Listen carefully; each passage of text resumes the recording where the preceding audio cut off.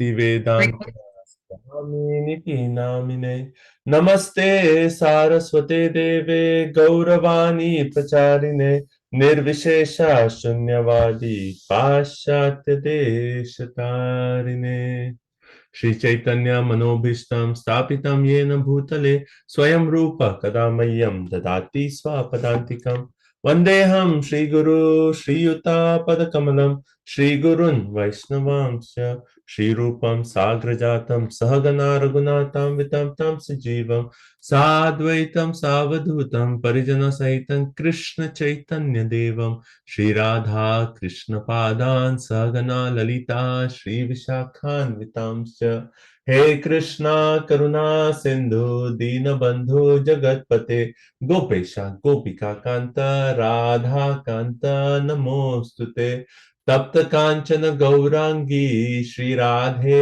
वृंदावनेश्वरी वृषभानुसुते देवी प्रणमामि हरिप्रिये वाञ्छाकल्पतरुभ्यश्च कृपा सिन्धुभ्य एव च पतितानां पावनेभ्यो वैष्णवेभ्यो नमो नमः।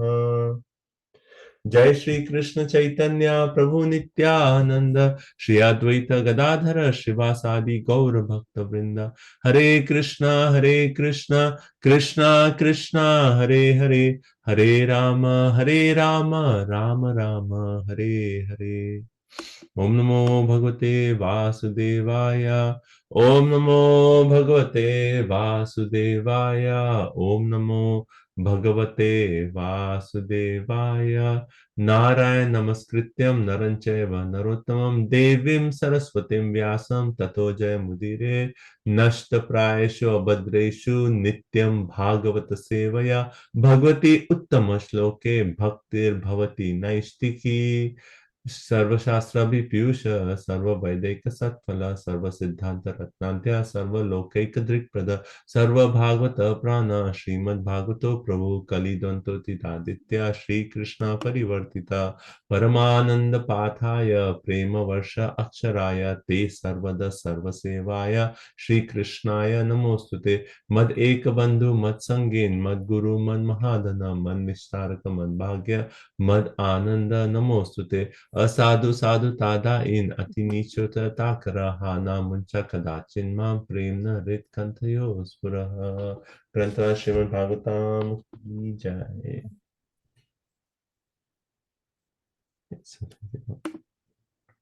So thank you all so much for joining and thank you for your association on this call. Very grateful that all of you are regularly joining.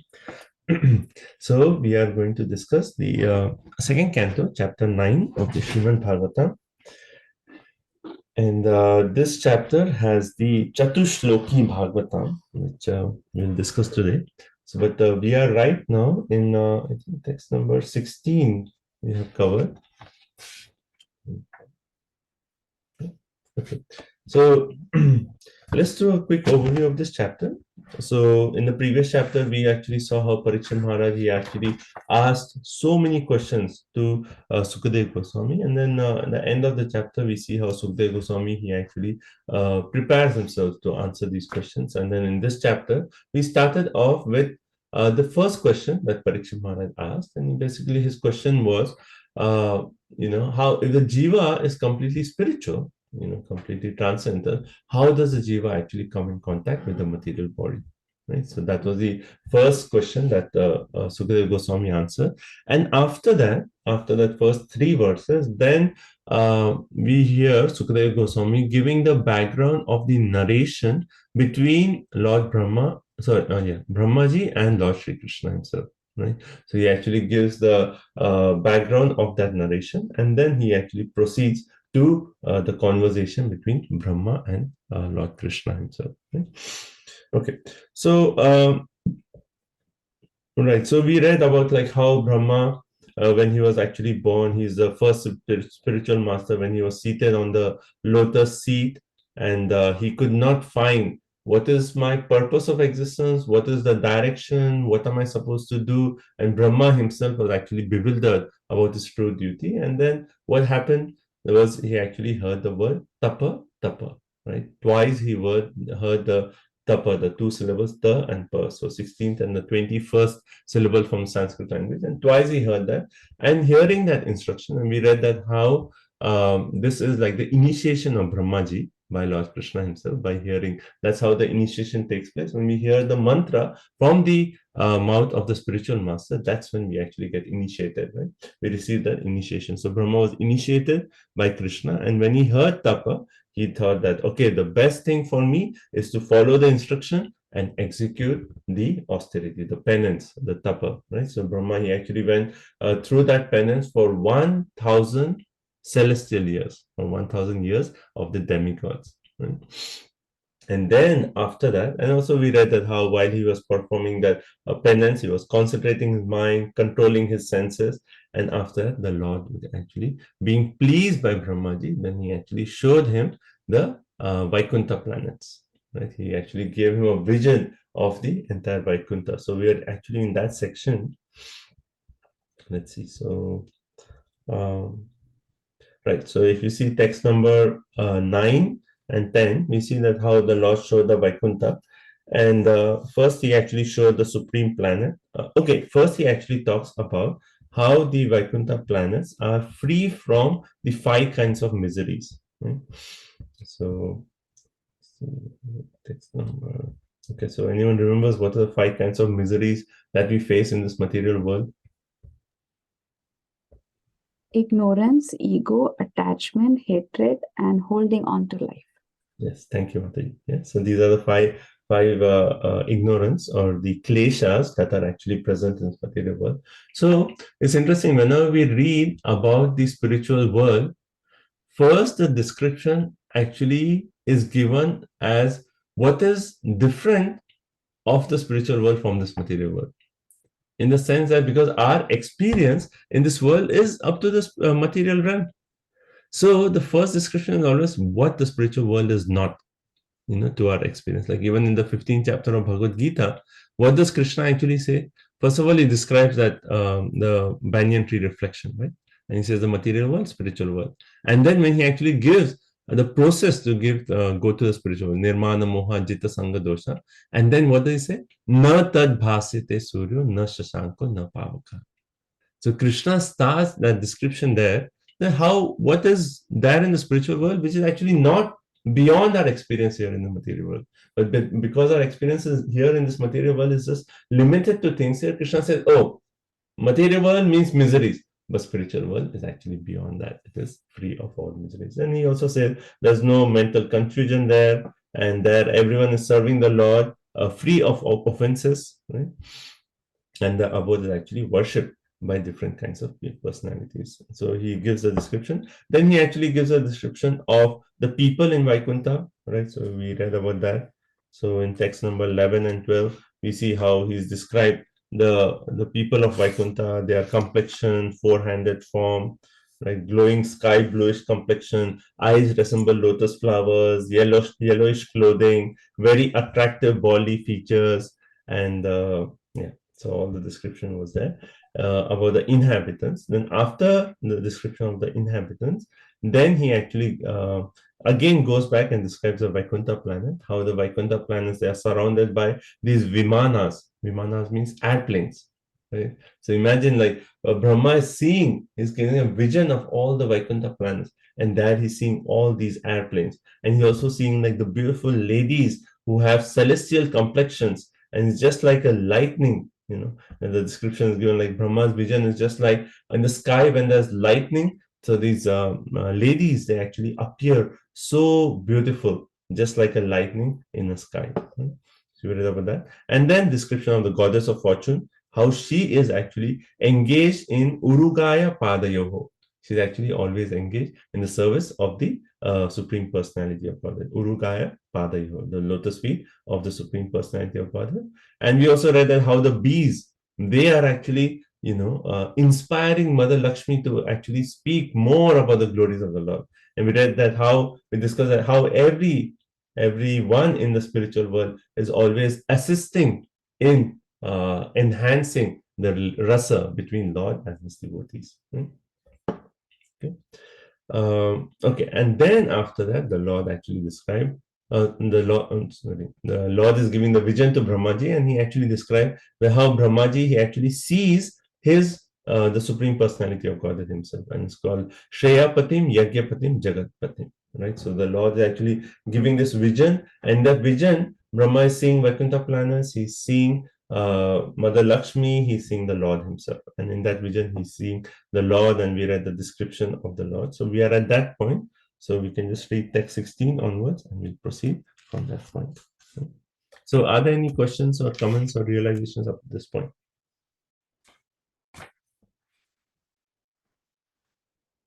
Okay.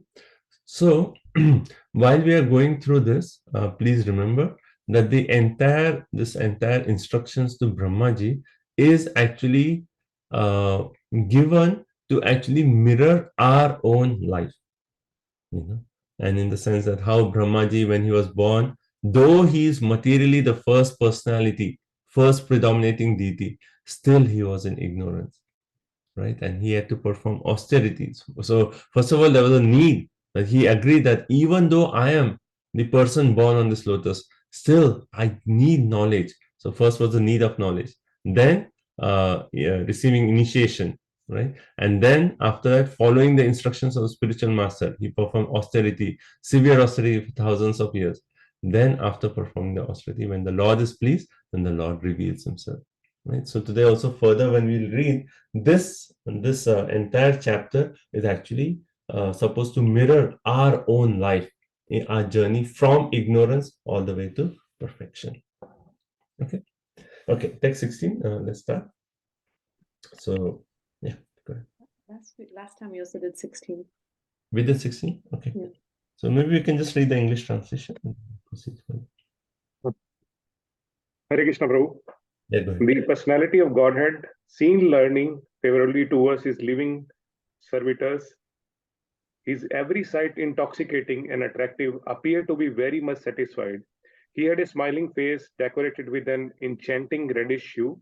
He was dressed in yellow robes and wore earrings and a helmet on his head. He had 4 hands, and his chest was marked with the lines of the goddess of fortune. It's so beautiful. We ended at this point that yes, Brahma is getting this vision and he's seeing the Lord. But what is the vision of the Lord? The Lord is leaning favorably towards his loving devotees. So even in that vision of the Lord, yes, you see the form of the Lord, but the Lord is actually inclined towards his devotee. He's leaning towards his bhaktya, right? Bhaktya. So Bhritya is also like means servant, right, or bhakta or devotee. So he's leading towards his devotees, and he's smiling. He has a reddish lochana eyes. He has helmet, earrings, and so on. Okay, text 17. Adyarhaniyasanam astitam param vritam chatushodasha pancha shaktibihi yuktam bhagaiswar itaratra chadruvai swaeva dhaman ramamanam ishvaram. The Lord was seated on his throne and was surrounded by different energies like the 4, the 16, the 5, and the 6 natural opulences, along with other insignificant energies of the temporary character, but he was the factual Supreme Lord enjoying his own abode. Okay, so when you see the Lord, so it's nice to, because the description is so beautiful, you can actually meditate on the Lord, by this description. So when you see the Lord is never alone. Where else did we read this part? That when there's meditation of Krishna, you don't see Krishna alone. He's always connected with his energies. Where else did we see this?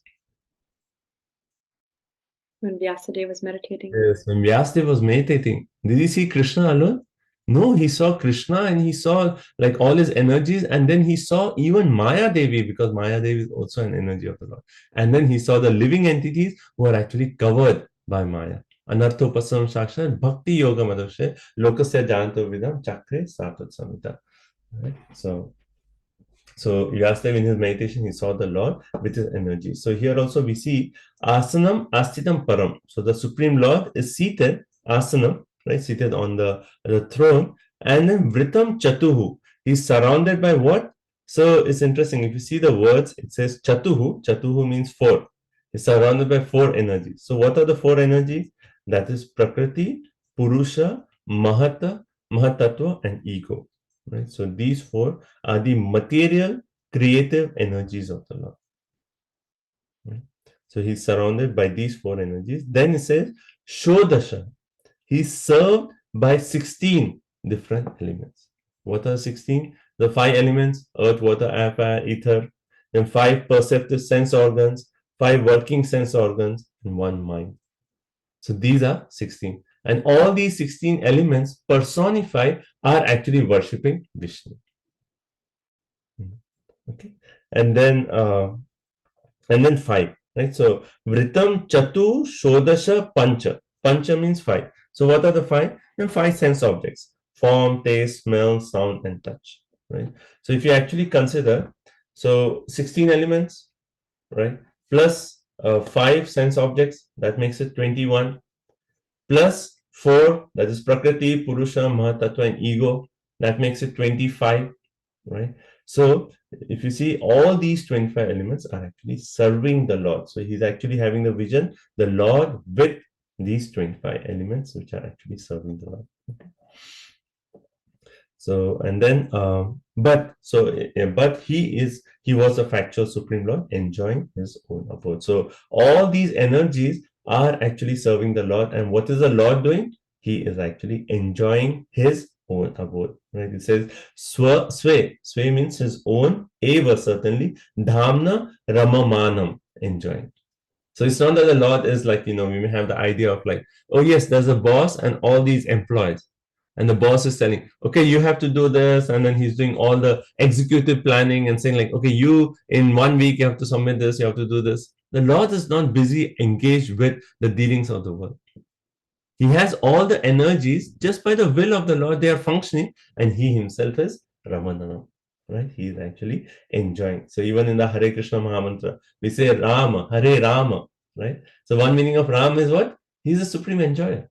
Right? And he's always enjoying with Hare, Srimati Radharani.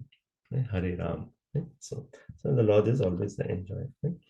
And then Prabhupada also mentioned, so we talked of 25, and Prabhupada also mentioned, he starts off by saying, the Lord is always with the 6 opulences: all riches, all power, all fame, all beauty, all knowledge, and all renunciation.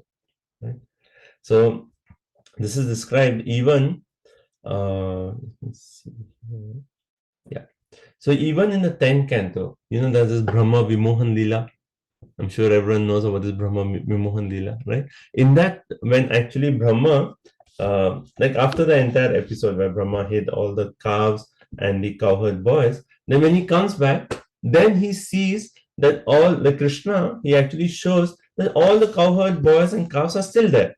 And Brahma is bewildered. I hid them, but they're still here. Then he goes back and sees, oh, they're there and they're still here. And then Brahma is totally bewildered. Like, what is happening?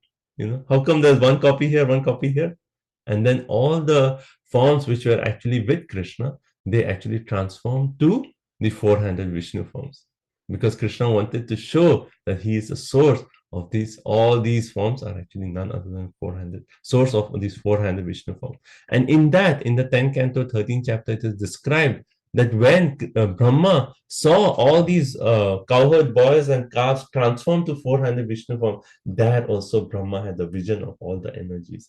So if you want to read in 10:13, 52 and 53, it says, all the Vishnu Murtis were surrounded by the opulences, headed by Anima Siddhi, by the mystic potencies, headed by Aja, by the 24 elements. Right, so we saw the 25 elements here. So Brahma is seeing 24 elements for the creation of the material world, headed by the Mahatattva. So Brahma had a similar vision. And then it says, then Lord Brahma saw the Kal, the time factor, Swabhav, one's own nature by association, Samskar, reformation, Kama, desire, Karma, fruitive activity, and Gunas, the 3 modes of material nature, their own independence being completely subordinate to the potency of the Lord. Their own independence be completely subordinate to the potency of the Lord, and had all taken forms and were all worshipping these Vishnu Murtis. So even when Brahma saw all these Vishnu Murti, he saw all the 25 elements, and all of them, what they were doing, they were subordinate to the Lord, and they were actually worshipping the Vishnu form. So similarly here, Brahma in his vision, he's seeing the Lord with all his energies. Okay. Okay. And Prabhupada in the purport also, he makes this point that, yes, a living entity could actually get some power, but he can never be equal to the power of the Supreme Personality of God, right? And Prabhupada says, like, one may become powerful, like a yogi may get some mystic powers and become very powerful, but Lord is unlimitedly more powerful than a yogi. He's more learned than a jnani. He's more richer than the richest person. He's more beautiful than the most beautiful, and he's more charitable than the greatest philanthropist. So Lord is always beyond everything that we see in this material world, right? So no one can be equal to or greater than the Lord. Okay, and he ends this purport very nicely. The last part, I'll just read the last few sentences. Out of his immensely charitable disposition, he can award some temporary power to the yogis because the yogis hankering after them, but to his unalloyed devotees who do not want anything from the Lord, save and accept his transcendental service, the Lord is so pleased that he gives himself in exchange for unalloyed service. Right? So the devotees, all they want to do is serve the Lord. And the Lord comes and says, please ask a benediction. I will give you all the wealth, all property, whatever I have, all these 16 energies, whatever you want, I will give you control over these energies. And devotee says, no, all I want is I just want to serve you, my Lord. And the Lord says, okay, if you don't want anything that I have, the only thing I can give you is I will give myself to you. And the Lord mercifully, he gives himself in exchange for the unalloyed self. So beautifully Prabhupada ends the purport. Okay. So next verse, 18. Sadarshana pariputantaro rishyatanu prema bharashrulochanaha nanama padam bujamasya vishvasrig yat paramahamsyena patadigamyate. Translation, Srila Prabhupada ki jai.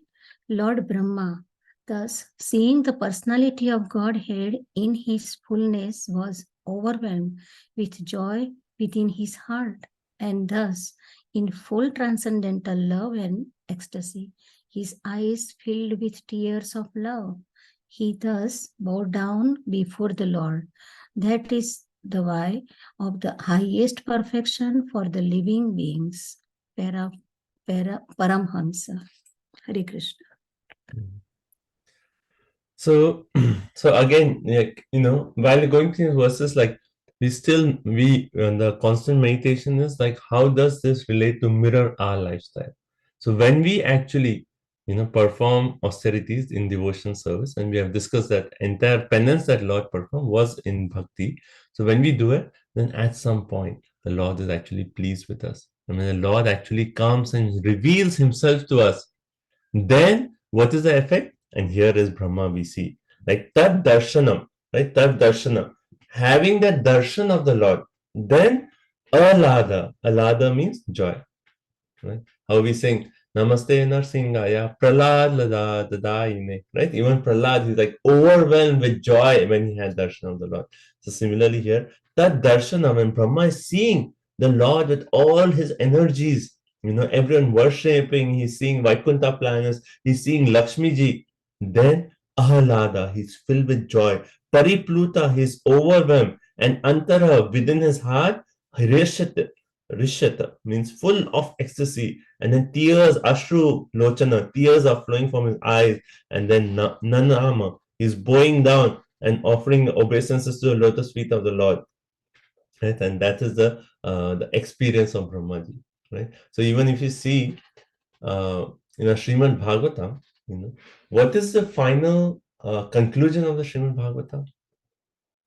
The final essence of the Srimad Bhagavatam is to come to this point where one can actually experience these kinds of transformations in love for Krishna. There's this verse in the 11th canto, 2nd chapter, text number 40. Evam vrata swapriya nama kirtaya jatanujaga druta chitta uchay hasati atha roditi rauti gayati unmadavan nrityati lokabhaya. And this is actually, so if you see, Bhagavad Gita ends with what? Sarva dharma parityaja mamikam sharanam vraja. Bhagavatam starts with what? Dharma projita kaitava atra sarva parmo nirmatsaranam sata. Bhagavatam ends with what? This verse. Evam vrata priya nama kirtayo. Jata anurago. Dhruta chutta uche. 11 to 40. And what is this? By chanting the holy name of the Lord, one comes to a stage of love of Godhead. Then the devotee is fixed in his vow as an eternal servant of the Lord, and he gradually becomes very much attached to a particular name and form, the Supreme Personality of Godhead. As his heart melts with ecstatic love, he laughs very loudly, or cries, or shouts. Sometimes he sings and dances like a madman, for he is indifferent to public opinion. Right? So if someone asks, why are you doing all this chanting and all this bhakti and going to a temple? You can just say, I finally just want to become a madman.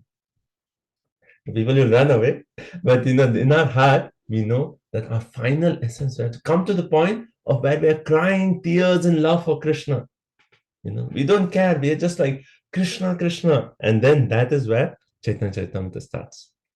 Where we see Lord Chaitanya Mahaprabhu, he's actually showering these tears of love for Srimati Radharani. So Bhagavatam ends and CC starts from that point, right? So this was Evamrita. So Brahma is actually having that experience, which is actually the highest perfection one can achieve. So that's why this verse actually said, Paramaham Sena, this patha, adhi gamyate. That is a way of highest perfection for the living being. This is the highest perfection, to actually cry for Krishna in love for him.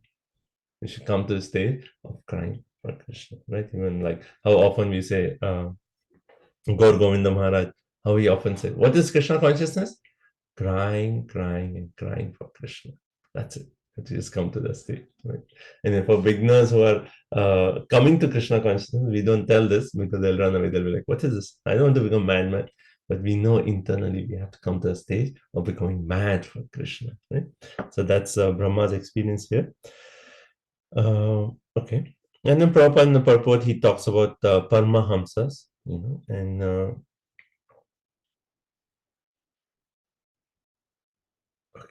And then Prabhupada, like he basically says that this Paramahamsa, like even Bhagavatam, it starts with 1.1.2 says what? Parmo nirmatsaranam sata. Right? So this book is actually meant for those who are free from envy. Right? So this stage, Prabhupada is actually making the point that this stage where one gets free, one gets in love with Krishna, that can happen only when one is actually free from envy, free from malice, from against the Supreme Personality of Godhead. And this can be only achieved when one actually engages in Bhakti Yoga, right? So Bhaktayam Ekaya Graya, 11, 14, 21 says that only by devotional service can one actually attain this stage.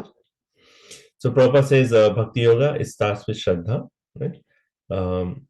So we need to have faith in the process, faith in the instruction of the Lord, and we discharge the instruction with great penance, and then we achieve great success. So basically, Prabhupada is saying how we see the entire flow of the verses for Brahmaji. If we follow the same thing in Bhakti Yoga, even we can actually attain that same perfection, right? And then Prabhupada, he concludes by saying, following in the footsteps of Lord Brahma, any person, even up to this day, can attain the same perfection by following the path of the Paramahamsa as recommended here. Up to this day, if you follow the instruction, follow the process of Brahmaji, even we can have darshan of the Lord face to face. We can cry for Krishna. And then Prabhupada said, Lord Chaitanya Mahaprabhu also approved this method of self-realization. Right? Yeah. So Prabhupada actually in the purport, we see in Chaitanya Charitamrita, in the conversation between Lord Chaitanya Mahaprabhu and Ramananda Rai, Ramananda Rai, Lord Chaitanya Mahaprabhu is actually asking Ramananda Rai that what is the highest goal, the highest process. And then Ramananda Rai is giving different answers, and he says like Sarva Dharma Parityaja Mamekam Sharanam Vraja, and he says like about Varnashram Dharma. He says everything, and Lord Chaitanya Mahaprabhu says that is external. I have bhaya, aage kaya ara. Tell me more, tell me more. And then finally, Ramananda Rai comes to the point of Jnane Prayasam Udaprastham Namanta Eva. right? So this is the first verse, and Prabhupada in the purport is actually quoting from this verse. So if you see towards end of the purport, you see the verse, Gyane prayasam udapasya namanta eva jivanti sanmukaritam bhavadiya vartam stane sita sutikatam tanuvan manobhir ye prayaso jita api asya traisya trilokyam. Right? So this is actually also a prayer of Brahmaji in the 10th canto of the Srimad Bhagavatam. Right? After that Brahma Vimohan Lila, Brahma himself is actually making this prayer to Lord Shri Krishna. So what is the essence of this prayer? Right? What is when Prabhupada is saying, even up to this day, we can attain the same perfection by following the path of the Paramahamsa. Prabhupada is actually saying you have to follow this verse. What does this verse say? Gyane prayasam udapasya namanta eva. Right? So we have to give up our speculative ways of understanding the Supreme Lord. As long as we say, oh yes, I can know Krishna, and we use our speculative knowledge to know Krishna, then we can never understand Krishna. So we have to give up our mental speculative ways, jnane prayasam, and then namanta eva, we have to offer obeisances. Jivanti sanmukaritam. So I'll just read the translation from the purport here. O my Lord Krishna, a devotee who abandons the path of empiric philosophical speculation, jnane prayasam, right, aimed at merging at the existence of the Supreme, and engages himself in jivanti sanmukharitam bhavadiya vartam, in glories and activities of the Supreme Personality of Godhead. Stane sthita shrutigatam tanuvan. So we don't have to change our position. Right? We don't have to change if you're a Brahmana or a Kshatriya or a Vaishya or a Shudra, or you're in North Carolina, you're in India, you're in any place in the world, whatever is your situation, no need to change. Sthane sthita, wherever you are, you have to do three things. Right? With your tanu, van, manobhe. With your body, with your words, and with your mind. You have to offer obeisances to topics of the Supreme Personality of God. You offer obeisances, namantya eva, right, to the topics of Lord Shri Krishna with our body, mind, and words. Right? And then the last line says, ye prayaso jita ajito api asya trilokyam. And if you actually do this, then the person who is ajita means what? Jita means victory. Ajita means who can never be conquered. He actually becomes conquered. If you actually do this, the unconquerable Lord becomes conquered if you can do this.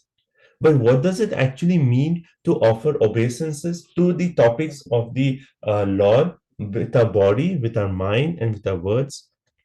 So our acharyas, they give a beautiful explanation to this. Okay, so okay. So I'll just quickly go through this. So the word jivanti indicates that a devotee. Okay, let me do one thing. I'll quickly share my screen. I think it'll be easier for you to follow now. So this is Srimad Bhagavatam 10:14.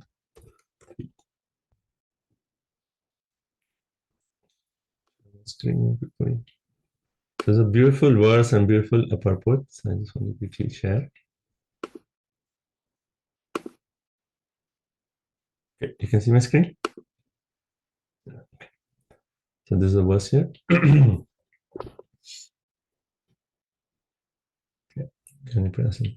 So if you see in the purport, Prabhupada and Acharyas are actually explaining, now what does it mean to actually offer obeisances to the Shastras with our mind, body, and words, right? So Sanatana Goswami has explained these words, tanu, van, manobhir, by body, mind, and words in three ways, right?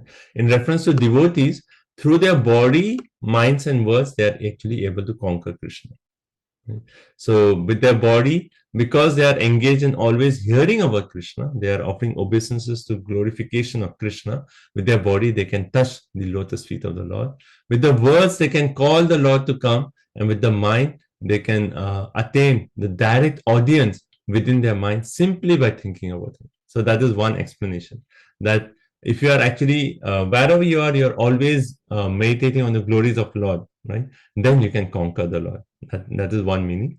Second meaning is for non-devotees, the word tanuvan manobhir actually refers to that even if there's a non-devotee, even with your body, with your mind, or with your words, you can actually never reach Krishna. Krishna will always be beyond your reach if you are a non-devotee. Now, third explanation. So it says, Tanuvan Manobhir indicates that the pure devotees of Lord Krishna conquer his body, words, and mind. Lord Krishna's body is conquered because he always remains by the side of the pure devotees. Lord Krishna's words are conquered because he always chants the glories of his devotees. And Lord Krishna's mind is conquered because he always thinks about his loving devotees. Right? So that is another third explanation. Then Vishwanath Chakravarti Thakur. So this is more practical from our point of view. He explains that the devotees can take full advantage of the transcendental topics of the Lord by offering all respects to those topics with their body, words, and mind. Right? So this is the main practical instruction for us. What should one do? We should engage his body by touching the ground with his hands and head while offering obeisances to the topics of the Lord. So how should we engage our body? We actually, when we see Bhagavatam, we actually touch our head to it. We offer obeisances to it. We glorify the Bhagavatam. We glorify the topics of the Lord, right? With our body, right? And then with our words, we actually glorify Srimad Bhagavatam. We tell people, oh, this is Srimad Bhagavatam. It is the essence of all the Veda. It is Pibanti Bhagavatam Rasam Alayam. It is the abode of all rasa. And we glorify the Bhagavatam. And then with our mind, one should engage his mind, this is beautiful, by feeling great reverence and pleasure by hearing the transcendental topics of the Lord. So when we are hearing any Harikatha, we should actually in our mind, we should actually experience, we should feel, oh, this is the best thing for me, just to hear topics of the Supreme Personality of God. Sometimes when we are hearing, our mind is here and we think, oh, I have to hear, I'm hearing, but I'm thinking of this. But in our mind, we should rejoice that now we are hearing the topics of the Supreme Personality of God, and that is the highest thing for the mind. Right? So in that way, we offer obeisances to the topics with our body, with our mind, and with our words. Okay, that is Tanuvan. So this is Brahma's instruction to all of us. He's actually saying this prayer in the 10th canto, 14th chapter to Krishna, and Prabhupada is saying, if we follow this, we dedicate our life to hearing the topics of the Supreme Personality, offering obeisances to the topics with our body, mind, and words, then we can go back home, back to Godhead. Okay? Fine? Everyone is quiet now. I haven't heard anyone say anything to this point. Everyone okay? Proceed? Okay, let's go ahead. So text number 19. Sampriyamanam samupastitam kavim praja visarge nija shasanarhanam bhabhasa ishad smita shochisha gira priya priyam pritamana kare sprishan. Hare Krishna, Prabhuji. And seeing Brahma present before him, the Lord accepted him as worthy to create living beings, to be controlled as he desired. And thus, being much satisfied with him, the Lord shook hands with Brahma and, slightly smiling, addressed him thus. Beautiful, right? So up to this point, Brahma has actually, Krishna himself told Brahma, he said, tapa, tapa, perform austerities. Brahma did that. And then the Lord, please, he actually is giving this vision of entire Vaikuntha. Now the Lord is personally appearing in front of Brahmaji and Kare Sprishan. He is actually shaking the hand of Brahma. So someone may say like, oh, shaking hand, that's like a very Western thing. In India, we do like this, right? We always fold our hands, we offer obeisances. But you see, Krishna is actually shaking hands of Brahma, with Brahmaji. And why is Krishna actually shaking hands with Brahma? This is actually, later on, we will see this point, it'll come in next few verses, where we see the relationship between Brahma and Krishna is that in the mood of Sakhya, So if it was more that Brahma was in the mood of Dasya, then the Lord would have come and maybe showered some blessings. But because their relationship is in the mood of Sakhya, in the mood of friendship, the Lord is coming and shaking the hands of Brahma. And he's actually saying, so Lord is the original creator. Brahma is secondary creator.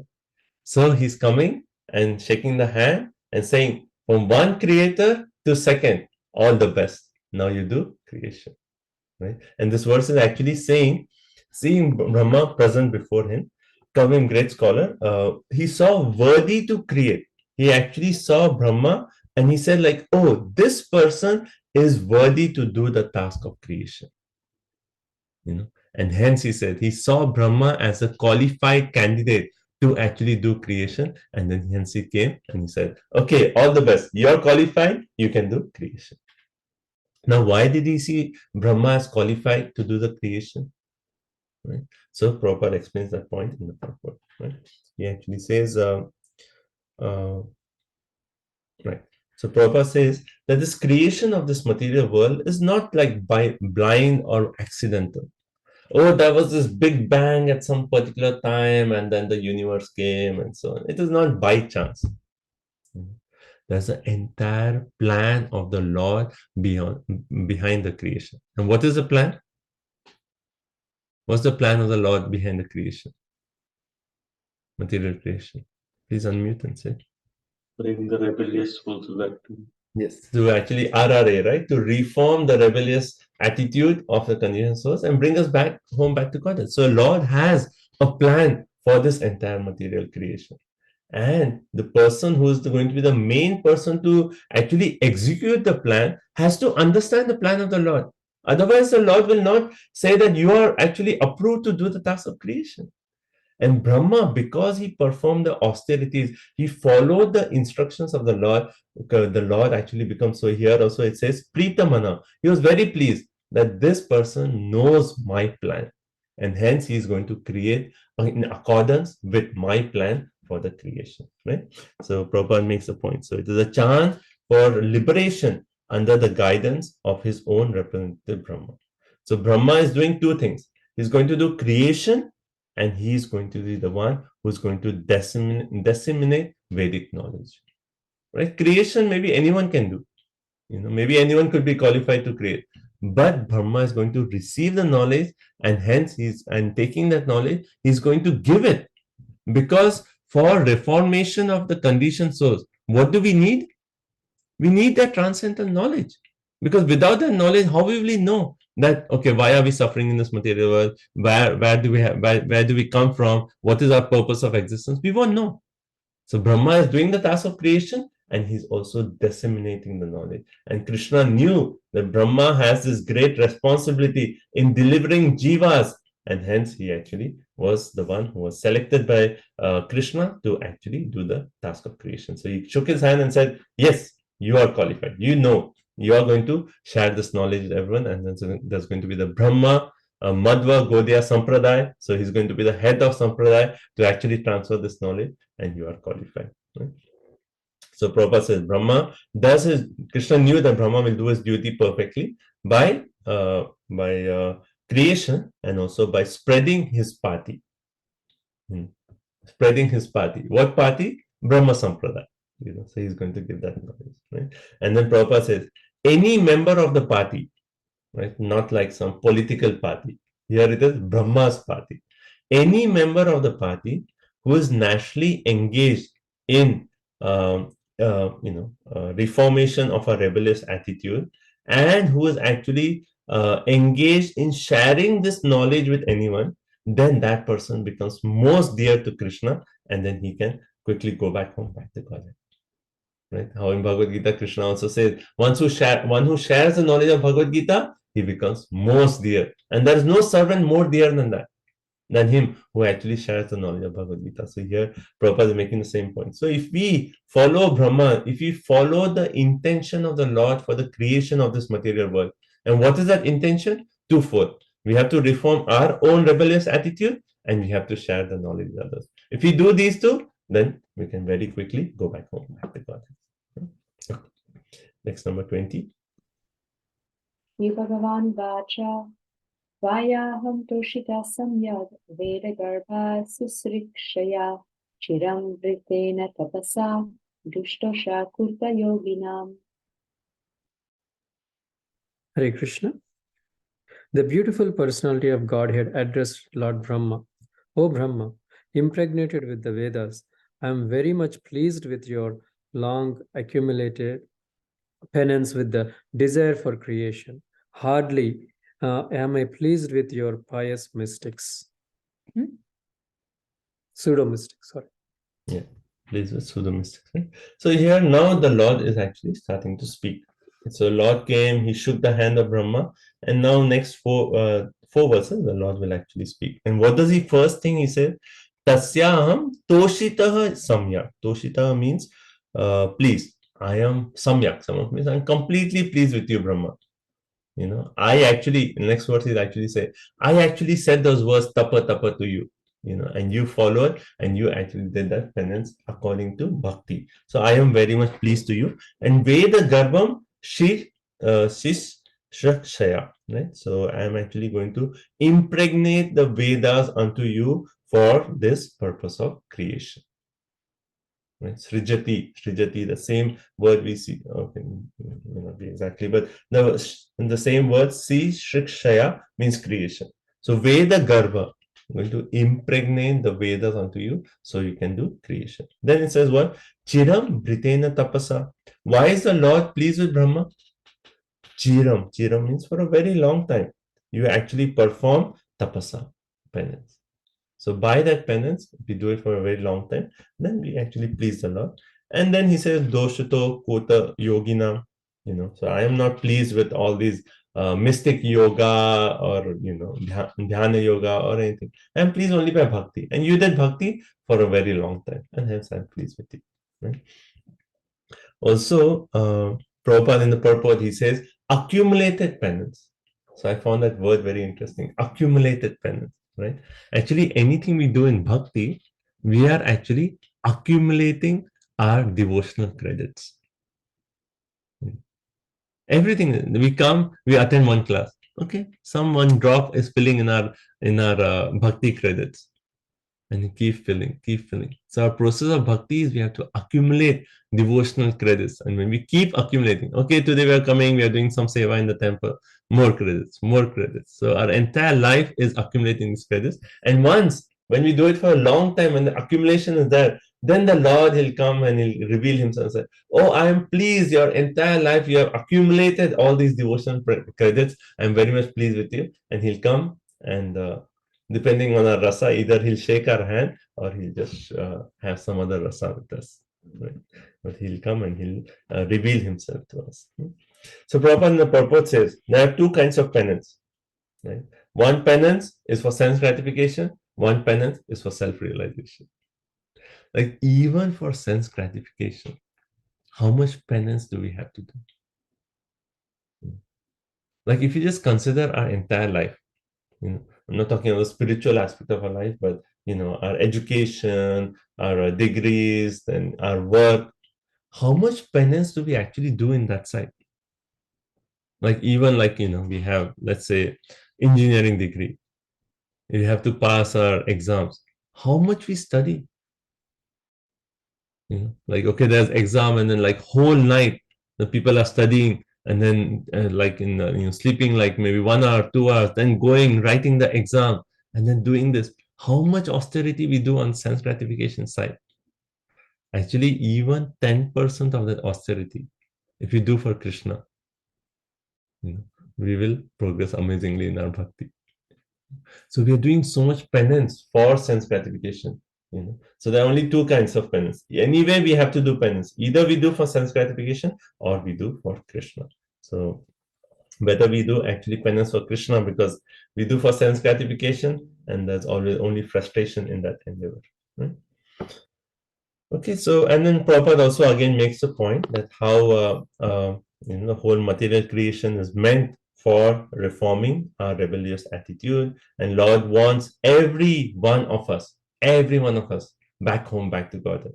And Brahma knows the plan of the Lord, and hence Brahma is actually perform penance in that line to actually please the Lord. Okay, next verse, 21. Varam varaya bhadram te varesham maabhivanchitam brahman shreya parishrama pumsamar darshanad vadihi.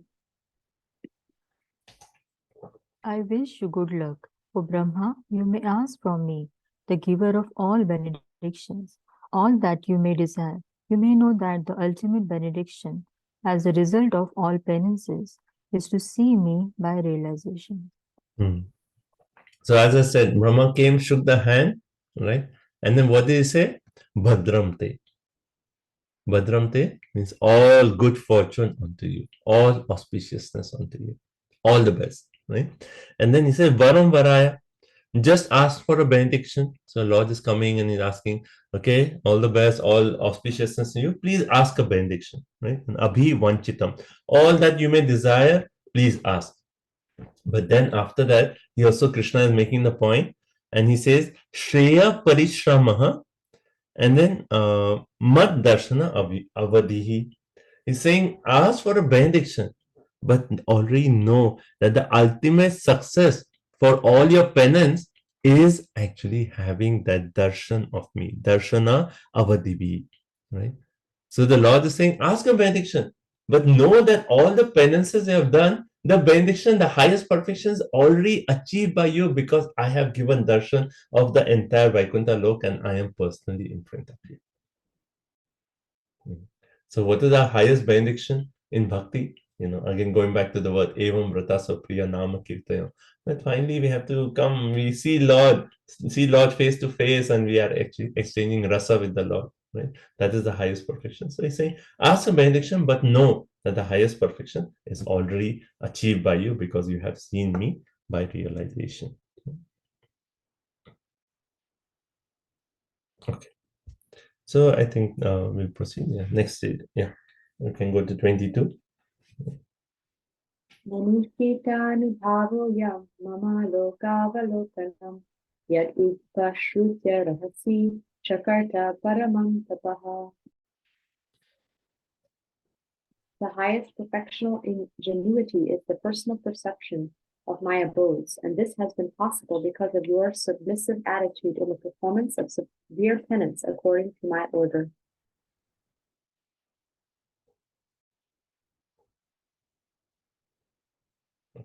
So again, Lord Krishna is actually making a similar point. He says, "You." In the previous verse, he already said that ask me for a benediction, but know that the ultimate benediction is actually to see me in realization. And along the same line, he's actually continuing and saying the highest perfection ingenuity is the personal perception of my abodes. So Lord already revealed his entire abode, Vaikuntha Loka, to Brahmaji, right? So he's saying the highest perfection is already to have that perception of the abode, and this has been possible. How is it possible? By your submissive attitude. Submissive attitude in the performance of severe penance according to my order. So Brahma actually followed the order of the Lord, and he actually did that in a submissive attitude. Right? So the importance of doing bhakti in the mood of humility, in the mood of submission. Right? So that point is Krishna is saying. Right? Okay. And Prabhupada in the purport, he says the highest perfection stage of life is to know Lord by actual perception. Actual perception means what? Perception means what? To see something, to perceive something. We perceive an object. So actual perception means when the Lord is actually revealing himself to us, then we have actual perception of the Lord. So that is the highest perfection. And when will the Lord actually reveal himself to us? Right? When we are actually rendering devotional service with that submissive attitude. And Prabhupada says, everyone who is willing to engage in devotional service, as it is revealed by the Shastras, it is given by the spiritual master, that person can attain the same perfection, that highest perfection of having the direct perception of the Supreme Personality of Godhead. Right.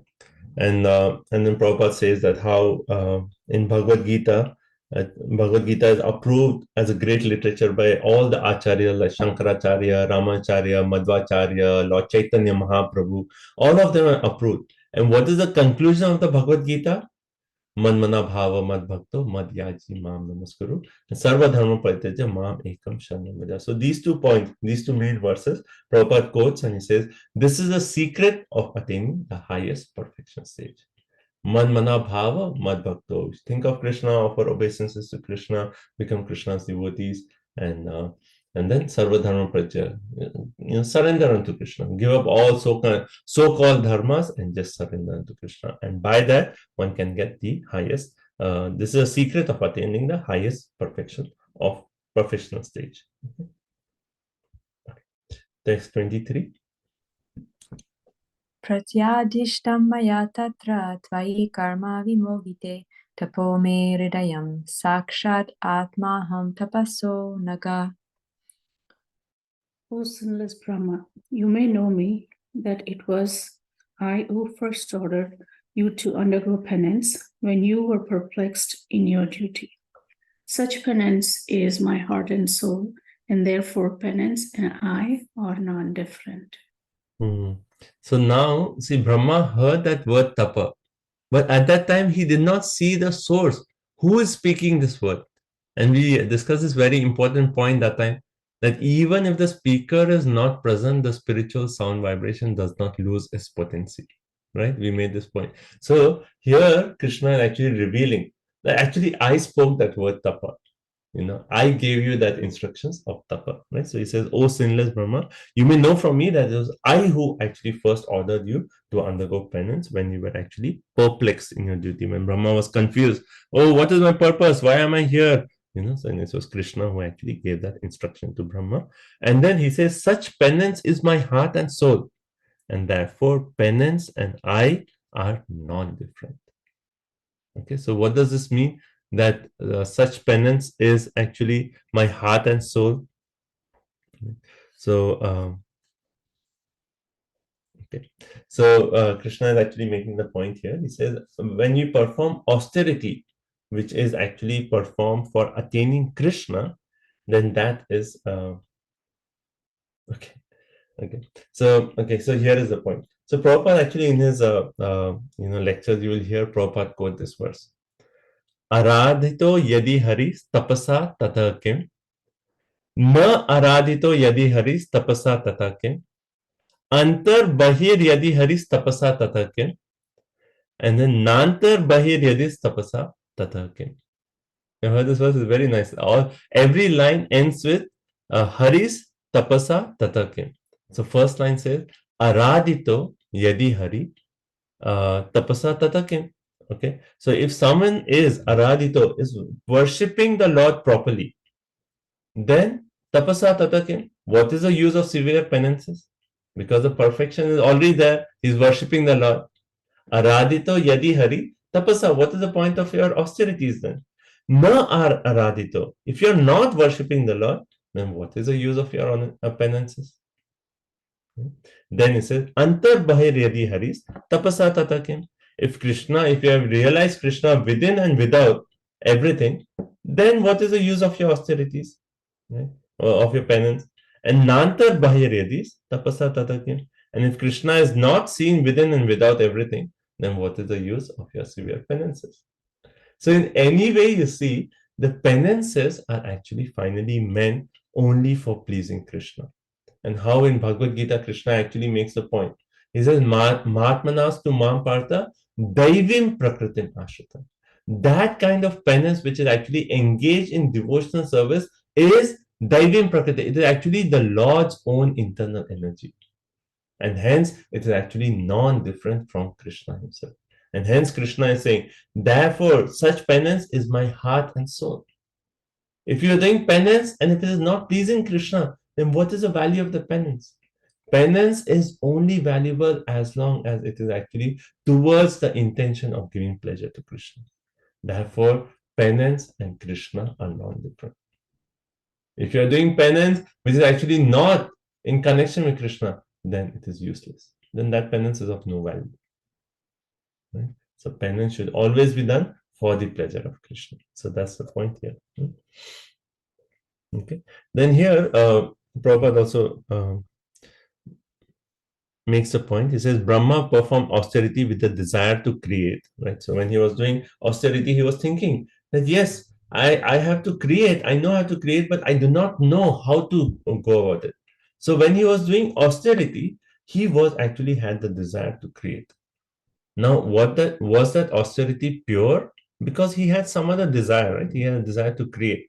is that in line with Krishna's desire or not?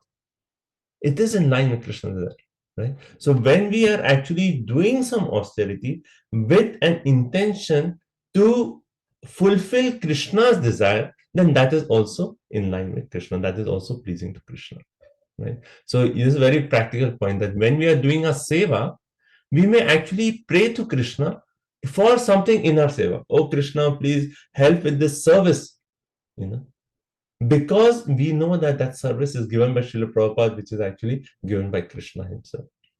So we can pray to Krishna with that mood of service, and that is also pleasing to Krishna. Okay.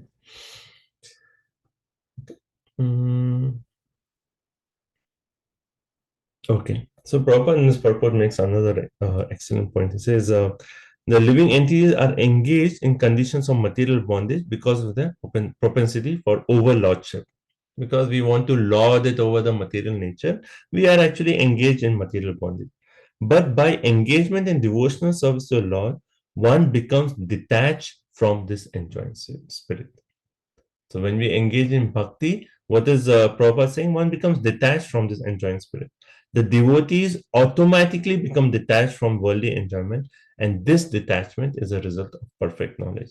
Therefore, the penance of devotional service includes knowledge and detachment, and that is a manifestation of the transcendental potency. So whether we know this verse, that while we are doing bhakti, it actually already includes a knowledge and detachment.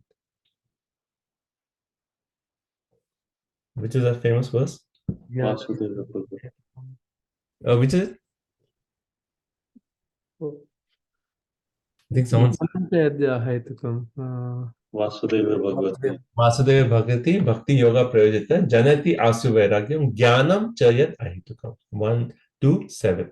Right? So clearly in that point it said that by engaging in devotional service to Krishna, one already gets the knowledge and detachment. So Prabhupada is making a point, the reason we are here in this material world is because of that enjoying spirit. But by engaging in bhakti, we get knowledge and we also get detachment from that enjoying spirit. Right? So that point. Then further, next paragraph, you can just follow the paragraph. Second paragraph, Prabhupada says, one cannot enjoy material illusory prosperity if he desires to return home back to Godhead. One who has no information of the transcendental bliss in the association of the Lord foolishly desires to enjoy this temporary material happiness. In the Chaitanya Charitamrita, it is said, if someone sincerely wants to see the Lord and at the same time wants to enjoy this material world, he is considered to be a fool only. One who wants to remain here in the material world for material enjoyment has no business entering into the eternal kingdom of God. The Lord favors such foolish devotee by snatching all that he may possess in the material world. If such a foolish devotee of the Lord tries to recoup his position, then the merciful Lord again snatches away all that he may have possessed.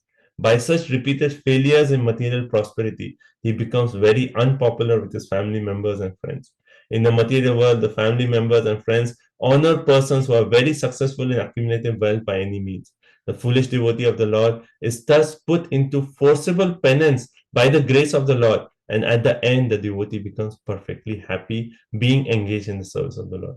Therefore, penance and devotional service of the Lord, either by voluntary submission or by being forced by the Lord, is necessary for attaining perfection. And thus, such penance is the internal potency of the Lord. It's a very powerful paragraph, so hence I read it. Maybe you all can share what is your realizations from this paragraph, because I want to just pull out one section of CC and I want to share my screen. But in the meantime, if someone wants to share some realization from this paragraph or your understanding of this paragraph. Prabhuji, it's about the Avanti Brahmin. Like he had this thing, like he had a lot of riches, but then slowly all the family members left and he got renounced and then he got this realization. Wonderful, Mati. That's an excellent example. In the 11th canto, we read about Avanti Brahmana. He was a very rich man. Everything was perfect, but he was very, very stingy. Very stingy. And then finally, finally, like what happens is everything is taken away from him. And then his own relatives who were actually connected to him because, oh, he's so wealthy, even they started like not giving any respect. And then the Avanti Brahmana, he gets this feeling of detachment. And he actually thinks that I must have done something to please the Lord before, and the Lord has gifted me with the spirit of detachment. And then he develops a mode of detachment, and then he actually becomes a mendicant Brahmana traveling everywhere, and people are actually, cursing him and, doing horrible things to him, but he just tolerates and is always absorbed in Krishna. That is a very nice point. Anything else anyone has about this verse? Prabhuji, this is also the story of Prabhupada. How Yes, Prabhupada businesses were failing one after another. yes, very nice. Krishna took everything, yeah. So Prabhupada in his story also, he says that, Prabhupada was very successful businessman, but he says that Krishna took everything away. And then Prabhupada quotes that verse from the 10th canto, 88th chapter, text number 8. Yasyaham anugrinami harishet taddanushana. So Prabhupada quotes that verse and says, when Krishna is specially merciful, he takes away everything and he leaves that person to have only Krishna as his shelter. Right? So His Holiness Rannath Swami Maharaj says that sometimes when people hear this verse, they say, yes, it's very nice, but ISKCON is not for me. because they get scared that, oh, Krishna will take everything away. No, but Krishna actually gives us exams that we are qualified to take. Right? So Krishna will not give a PhD exam to one who is in first grade. But as we progress in bhakti, as we are ready for more difficult exam, then Krishna will test us with those exams. So we need not be scared from this paragraph that, oh, if I go more deeper in my bhakti, then Krishna will take away everything away. So better I'll just be like a moderate bhakta so that I can enjoy materially and also I will have bhakti. No, that's not the right understanding. We have the faith that Krishna is the best teacher and he knows what is best for us to take us home back to Vrindavan. And when Krishna is giving a difficult exam, that is a sign that Krishna knows that we have progressed to a particular, we have advanced in a bhakti to that point that you are ready to take the difficult exam. And hence Krishna gives that exam. So no need to be scared when we read this paragraph here that, oh, Krishna, all my relatives will leave me. No. When we are ready, then Krishna, depending on what is required for us in our bhakti, then Krishna will actually take care of that. So I just want to share this section from Chaitanya Charitamrita 22:34. Is this okay at this point? Because whenever we read this paragraph, then people actually, they shudder. They're like, oh, I don't think I want to progress in my bhakti, because if I become too surrendered to Krishna, then I don't know what will happen. Right? So we should have that full faith that Krishna is the best teacher. He knows what is best for us, and he'll give you exams only as much as we are actually prepared to take. As we progress, he'll give us more difficult exams. But okay, so I'm just you can see my screen, right? This is Chaitanya Charitamrita, chapter 22, text number 33 onwards. Okay. So let's see.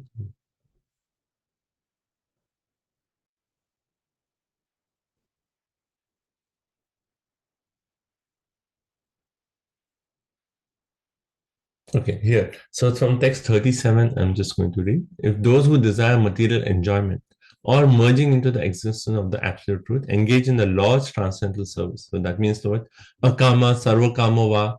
We have so many material desires, but if you are engaging in devotional service, they will immediately attain shelter at Krishna's lotus feet, although they did not ask for it. Krishna is therefore very merciful. So as soon as you take bhakti, Krishna says, okay, I will give you shelter under my lotus feet. Right? Then this is beautiful. Krishna kahe, ama bhaje, that person is worshipping me, mage vishaya sukha. But he is asking me vishaya sukha. Amrita chari vishaya mage. He is leaving the nectar and asking for poison. E bara murkha. Krishna says, if one engages in my transcendental loving service, but at the same time wants the opulence of material enjoyment, he is very, very foolish. Indeed, he is just like a person who gives up that nectar and asks for poison. Then Krishna says, but I, Vigya, e murkha vishaya ken diva, swa channamrita diya vishaya bhulaiva. Since I am very intelligent, why should I give this fool material prosperity? Instead, I shall induce him to take the nectar of the shelter of my lotus feet, and make him forget illusory material enjoyment. So this is the point that Prabhupada is actually quoting in the purport. He's actually saying we do penance in bhakti and we try to give up, vairagya vidya. We have to give up our attachments to this material world. But if we are doing bhakti and we are still holding on and saying, no, I want this, I want to enjoy, it is so foolish. Krishna is saying so foolish. I'm giving him nectar, but he's saying, no, I want poison. I'm giving him nectar. He's saying, no, I'll take poison. I'll take poison. I'll take poison.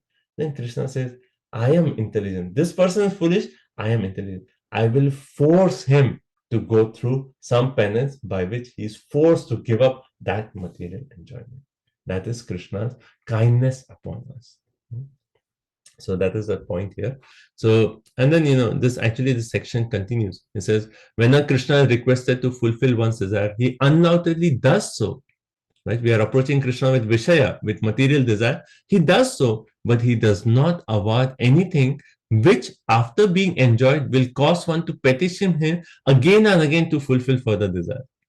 He'll fulfill, but he'll fulfill in a way in which it actually also purifies us, that we'll say, okay, now I don't want this anymore. And then he says, when one has other desires but engages in Lord's service, Krishna forcibly gives one shelter at his lotus feet, where one will forget all other desires. Right? So that is the point that Prabhupada is saying. Therefore, penance in devotional service to the Lord, either by voluntary submission or by being forced by the Lord, is necessary for attaining perfection. So best is to voluntarily give up, our attention, our attachments. Right? How in the 10th offense to the holy name is what? To maintain material attachments even after understanding so many instructions on this matter. To maintain material attachments even after tasting the relish, tasting the nectar of the holy name. That is an offense. Right? So Krishna forcibly gives one shelter at his lotus feet. So either voluntary or by being forced by the Lord.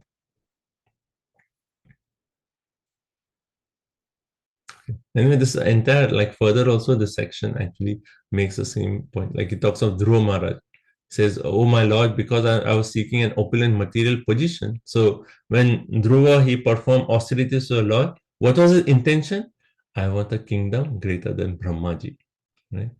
And then finally, when he got darshan of the Lord, what did he say? I was searching after a piece of glass, but instead I have found the most valuable jewel. Therefore, I'm so satisfied that I do not wish to ask any benediction from you. Okay. So, anyway, this point is, is it okay? Do you understand, or should we discuss this more? Because sometimes the fear is there in our heart that what if Krishna takes away, forcibly takes away? Am I ready for it? So with someone can try to explain the point, maybe in what I tried to say, what was described in this verse, so that it is clear. So maybe one more person can say this point, so that we all have the clear understanding. In Bhagavad Gita, Krishna says that Suhritam, he is our best friend. Why a best friend will do something to us which is not good for us? As you said, he is the best teacher. He's also our best friend too. He's a very good God. He's not a bad God. Nice, very nice, right? So that conviction should always be there, that he's our best friend.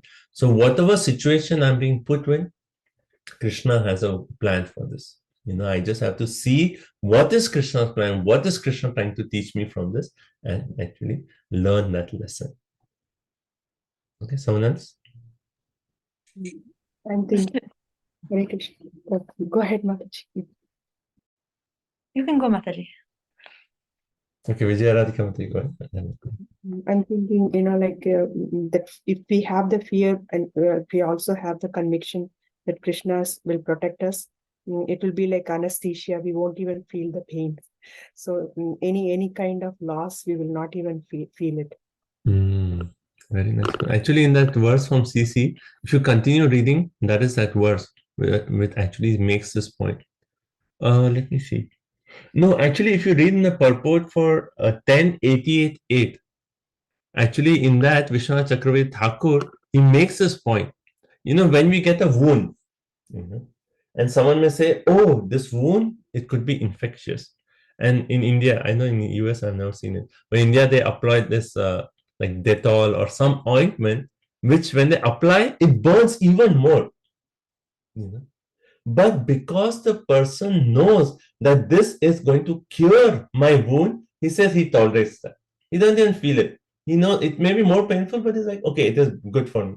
So similarly, when we go through difficult situations, we know that that is actually Krishna's ointment on us. It may be more painful, but he doesn't realize it. It's like, okay, I'll go through it, and then it is for clearing the wound in my heart, of the anartha in my heart. Right? Nice. Yeah, Ratnavika. Just to clarify, so the penance that we're doing is doing bhakti yoga and giving up material desires. Is that the penance that we're doing? And if we do that voluntarily, giving up our sense gratification voluntarily, is that what it is? Just to clarify that. Yeah, so voluntary, like Prabhupada says, either by voluntary submission or by being forced by the Lord is necessary for attaining perfection. So what is that? So either we voluntarily give up that attachment, we have taken up, we all are engaged in devotional service. So either we voluntarily give up that attachment, or Krishna will create a situation where we are forced to give up that attachment. Right? So both, when we talk of bhakti, what does it mean? Right? Yes, we already made the point that Vasudeva Bhagavati Bhakti Yoga Prayojita Janati Asuvera. So by bhakti, knowledge and detachment, these two comes as byproducts. But they come, but what if the practitioner is doing bhakti, but still he is holding on to material attachment? The detachment is coming, but because of his previous conditioning, he's still holding on to bad habits. And we'll discuss that in Chatushloki Bhagavatam. That point is very nice.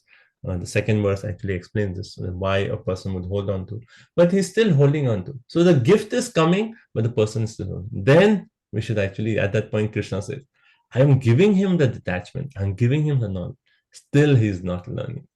Then I have to take. So Prabhupada also, and that again, I think 1088.8, in that purport, the example is also given that sometimes a father may actually take some strict action for his son. And say like, okay, you are not studying. I have actually given you everything. You're not studying. Hence, you are grounded for so and so time or whatever, right? He may do some strict action to the son. Why? Because he knows that this is beneficial for the son. Because unless he goes through that, he will not learn. So similarly, Krishna sometimes puts us in some difficult, so apparently difficult situation for us to actually learn. Hare Krishna, Prabhuji. Yeah, this is good, but I have a question. So when things are forcibly taken away, like just like father grounding a child, they may rebel also, right? They may develop aversion. That is a possibility too, right? Though they are advanced. Just expressing my concern, like how do we reconcile that? Yeah. So, that's like exam is there, right? How we actually are dealing with the exam, that is still upon us. So either we take that exam as an impetus to turn closer to Krishna, or if the jiva is actually is getting the exam but is actually turning away from Krishna, is like aversion, that means he's not actually like Krishna has a particular plan, right, behind the exam. He's given us, right? So if you are not learning the lesson, then eventually maybe something will happen, and then Krishna will again give us a similar exam because we have not studied, we have not learned the lesson. Maybe harder exam. It depends on Krishna is like, Krishna knows our heart more than even we know. So we also we don't know what are the anarthas in my heart. Maybe the gross we may know that, oh, I'm attached to this, I'm attached to this. In gross we may know, but subtle, what are subtle anarthas? Even we are not able to find. But Krishna knows those subtle anarthas. And he create the exam in such a way that those subtle anarthas, which we also are not aware, are actually cleared out. So the exam is given. Now the jiva still has a choice. Either I write the exam, or I say I don't have faith in Krishna. I don't have faith in devotees of Krishna. I'm not going to, so he may not do so well, but Krishna will actually still, because once we have taken bhakti, Krishna will help him through that situation and he'll give a different exam so that that subtle anartha is actually taken away. Okay. It's just So like, somehow or other we have to go through that. it's just like, I'm thinking of a practical example that you want to learn something. And the parents come and say, okay, maybe try this method of learning, right? They actually subject us to say, okay, you do it this way and you learn it. And still the son or daughter does not learn. Then father says, okay, I will try some other technique, but I want to teach the same lesson, some other technique, so that we learn. So similarly, Krishna, he knows our heart, so he may use different ways to find it. But finally, what is Krishna's intention? You want us back home, back to God. Reclaim us. Yeah. So in how Nectar of Instruction, how Prabhupada says, one who starts the process of bhakti is forcibly dragged to perfection by Krishna. Very nice. As soon as we take up bhakti, then Krishna knows. So he'll give us exams, different ways, sometimes very difficult, sometimes this, but he will actually, make sure that we, all those anarthas are clear and we go back home. Basically, he's a strict father. Why? Because he... To reclaim us back to Godhead. Because he sees that there is a desire in this jiva's heart to come back. Yeah. So for that, beautiful. Thank you. What is okay? Yeah. So how do we know the penance which we are doing is pleasing to the Lord? Right. So that's why we have Guru, Sadhu, Shastra.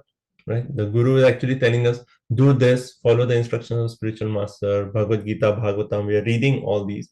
They are practical penances that we do. Actually, if you hear Prabhupada lecture, he says, oh, bhakti is so easy. What is the penance we have to do? Follow 4 regulative principles. That is the main thing Prabhupada stresses. Like strictly follow 4 regulative principles. Chanting, minimum of 16 rounds, like minimum. Right, so we can do more. Engage in practical devotional service. Give up our attachments to this material world. See what is holding us. That is the penance. That is all penance in line with bhakti. And as soon as we are doing that, then we know that is pleasing to Guru. And it's pleasing to Guru is pleasing to Krishna. Our way of seeing how Krishna is pleased by our activity is when we know it is pleasing to Guru, we know it's pleasing to Krishna. That is one. Second thing is when we are blessed with association of devotees, then we know Krishna is giving us a gift for our penance. Sometimes it just happens, we are here and we hear, oh, so-and-so Maharaj is also coming. And we go and we get such wonderful association. Certainly it's a gift of Krishna. We know Krishna is somehow pleased with us and he's giving us as a gift. The third way is Krishna gives us realization in the core of our heart. And we can experience this, like in our bhakti, we'll get this realization. Wow, this is so wonderful. Krishna just blessed me with that realization. We know Krishna has given us a realization in the core of our heart. And then the fourth way I would say is also Krishna gives us, like how Krishna spoke to Brahma, tapa, perform austerity. Krishna will give us inspiration in the heart to engage in different aspects of devotional service. He'll inspire us. Now you're doing bhakti, he'll give us the inspiration. Maybe now you should take up this project for the pleasure of Krishna. And just we'll be chanting and we are doing our devotional activities and all of a sudden we'll get this idea, oh, we should do this, we should start this project and this will be so pleasing to Prabhupada. Where is that inspiration coming from? That is from Krishna. So in all these ways, we know that Krishna is actually pleased with our penance. Okay. So we discussed this verse quite a bit. So let's proceed. 24. Is that okay? Any more comments on this? Could it also be a penance to do some aspect of devotional service that stretches us a little bit, but it's taking some responsibility to serve Prabhupada's mission?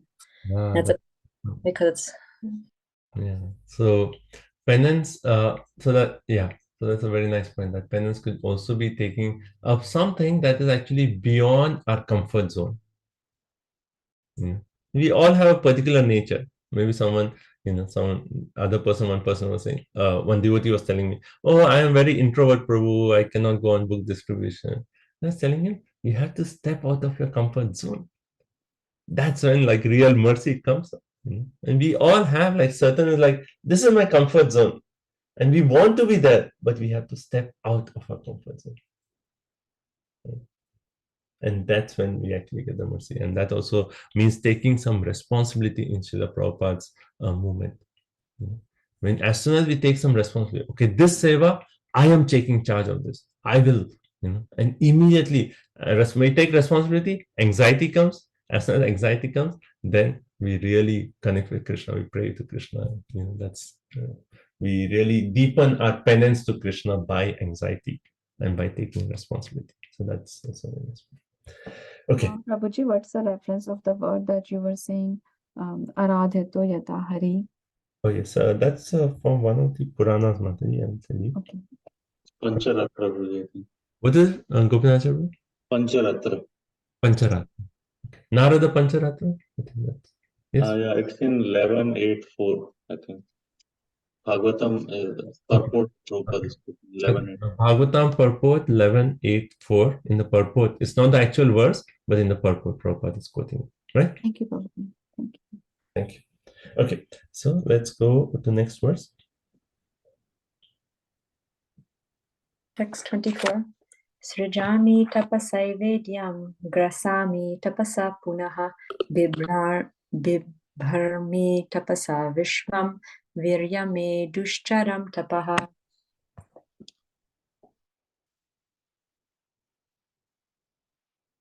Who's next?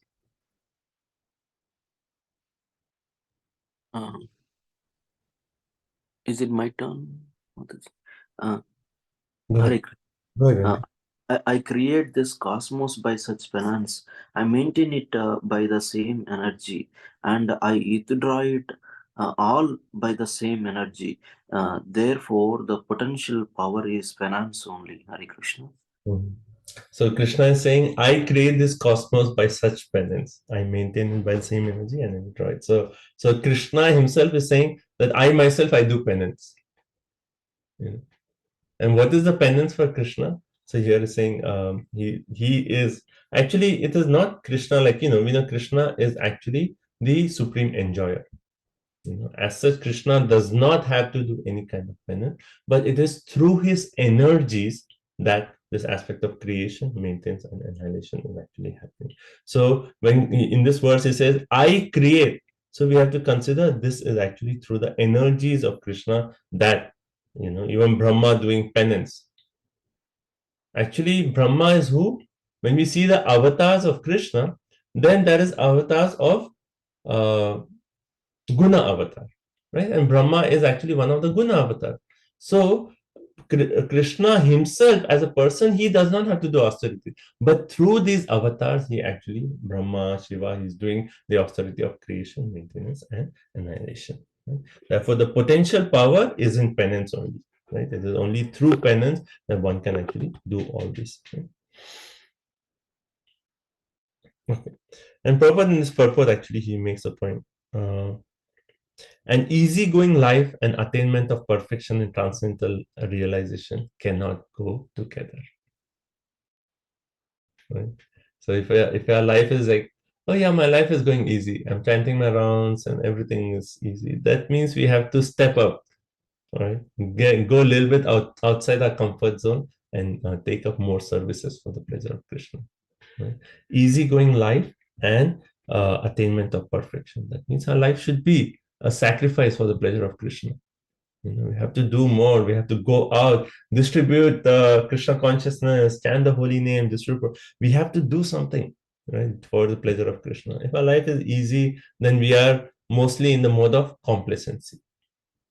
We become complacent. Oh, it's okay. It's going on. I have a long time. I'm only so many years. When I go a little bit older, then I will take bhakti more seriously. Then we have to step up ourselves, right? Okay. Prabhupada is so excellent in this purport. The Lord is more clever than any living entity. Right? I made this point. The Lord knows our heart more than even we know. Lord is more clever than any living entity. Therefore, he wants to see how painstaking the devotee is in devotional service. The order is received from the Lord either directly or through the Guru, and to execute that order, however painstaking, is the severe type of penance. right? The order of the spiritual master. Like imagine, like consider Prabhupada, right? Consider Prabhupada's example. He got the instruction, you are a young, intelligent man. You should preach this message of Krishna consciousness all around the world. Is that an easy instruction? At that time, now it's so easy. People go to India, US, the visa rules are much easier than that. Imagine at that time, people didn't even come to US. Like it was very rare that an Indian was coming to India, a few people. But having that mission at that time to preach Krishna consciousness all around the world, it's not at all easy. Someone may say that's an impossible mission. But Prabhupada actually made it his life and goal. So here, Prabhupada is saying the severe type of penance is to execute that order, however painstaking. And someone may say, oh, I don't have my order. My guru told chant 16 rounds, follow 4 regulative principles, and everything's good. No, the order is there. It is there by Srila Prabhupada that we have to take this Krishna consciousness to our heart and distribute Krishna consciousness. And as soon as we take up preaching, that's when the challenges come. That's when the real mercy comes. So you have to give Krishna to others. Okay, next verse. Okay, up to this point. So what has Krishna said in this section? First thing, he came to Brahma, he shook his hand, he said, Badram te, all auspiciousness unto you. I'm very satisfied. You have performed the Chiram for a very long time. You have done austerity. Now he says, please ask a benediction, but know that your darshan of me and the Vaikuntha planet, that itself is the highest benediction. Right? But you please ask a benediction because you're doing this meditation for creation. So you ask a benediction. And then he actually says that kind of penance that you have done, that is actually my heart and soul. And I myself, I do penance for this task of creation, maintenance, and annihilation. Now Brahma actually speaks. So text 25. Brahmovacha Bhagavan Sarva Bhutanam Adyaksho Vastito Guham Veda Yavratirudhena Pragyanena Chikirshitam. Lord Brahma said, O personality of Godhead, you are situated in every living entity's heart as the supreme director. Therefore, you are aware of all endeavors by your superior intelligence without any hindrance whatsoever. So now Brahma is saying, like if the Lord comes to us and asks for a benediction, now one may say that, Lord, you are Sarvasya Chaham Riddhi Sannivishto. You are situated in my heart. You already know, what I want. So do I need to say it? And the Lord knows everything, right? So do we need to actually say prayers to the Lord, or we say, Krishna, you're in my heart, you know everything. Why should I pray to you? I'll just glorify you. I'll chant your name, but you know everything. So here Brahma is saying, oh personality of God, you are situated in every living entity's heart. Sarvasya Chaham Riddhi Sannivishto. As the supreme director, right? He is Adhyaksha. Maybe you have heard this word Adhyaksha. In India, they give this title. He is the Adhyaksha, right? He is the director. So here Brahma is saying, you are the supreme director. Therefore, you are aware of all endeavors by your Pragyanena, by superior intelligence. You know this. And there is no hindrance in this. You have direct connection with everything that's in our heart. So there is no hindrance in this. Now, proper in the purport, he says, the whole material world is full of many drunkards. This gives us a purport as a... okay, so here Prabhupada says, the director is not the enjoyer of the fruits of actions, for without the Lord's sanction, no one can enjoy. For example, in a prohibited area, a habituated drunkard puts forward his application to a director of drinking, and the director, considering his case, sanctions only a certain amount of liquor for drinking. Similarly, the whole material world is full of many drunkards, in the sense that each and every one of the living entity has something in his mind to enjoy, and everyone desires the fulfillment of his desires very strongly. The Almighty Lord, being very kind to a living entity as a father is kind to a son, fulfills the living entity's desire for his childish satisfaction. And with such desires in mind, the living entity does not actually enjoy, but he serves the bodily whims unnecessarily without profit. The drunkard does not derive any profit out of drinking, but because he has become a servant of the drinking habit and does not wish to get out of it, the merciful Lord gives him all facilities to fulfill such desires. So we are all drunkards. Yeah. In the sense of what? So Prabhupada gives very nice example. He says that just like a drunkard, he wants to drink, right? But the government is there, and the government has some sanctions, that some prohibitions, that okay, only so and so liquor is allowed, this and that. Right? So the person, no, I want to drink, I want to drink. Okay, the government says, okay, you can take this. He'll give some sanction, some prohibition. Okay, do this. And then Prabhupada actually make the point. The Lord is so kind that he knows that this drinking habit is just useless. It's just like, what is the profit? Prabhupada says there's no profit in that. He's serving the bodily whims unnecessarily, and he's becoming a servant of that drinking habit. But still, because the living entity is so stubborn, the Lord actually says, okay, here, take, I'll sanction you. So the Lord in the heart as Paramatma, what is his role? Upadrishta Anumanta. Right? He is the sanctioner. You have this desire, I will give you to a certain extent. Right? So that's the main point. Okay. Okay, let's go ahead. Next verse. Tatapi natamanasya nata nataya natitam paravareyata rupe janiyam te tvarupinaha. Hare Krishna translation. In spite of that, my Lord, I am praying to you to kindly fulfill my desire. May I please be informed how, in spite of your transcendental form, you assume the mundane form, although you have no such form at all. Right. So tathapi. So in the previous verse, I asked this question. The Lord knows everything in our heart. So should we express our heart to the Lord or not? Yes, but why? Like, like Krishna knows, right? Krishna knows my heart more than me. So why should I express my heart? He feels happy. For our purification. Okay, for our purification. See, finally, what is it, Mataji? For reciprocation. Reciprocation, yeah, very nice. So basically, the point is Krishna is looking for that exchange. He finally wants the jiva, and even though Krishna knows our heart more than us, he wants the jiva to come to Krishna and say, "Oh Krishna, I am so foolish. I am such a rascal."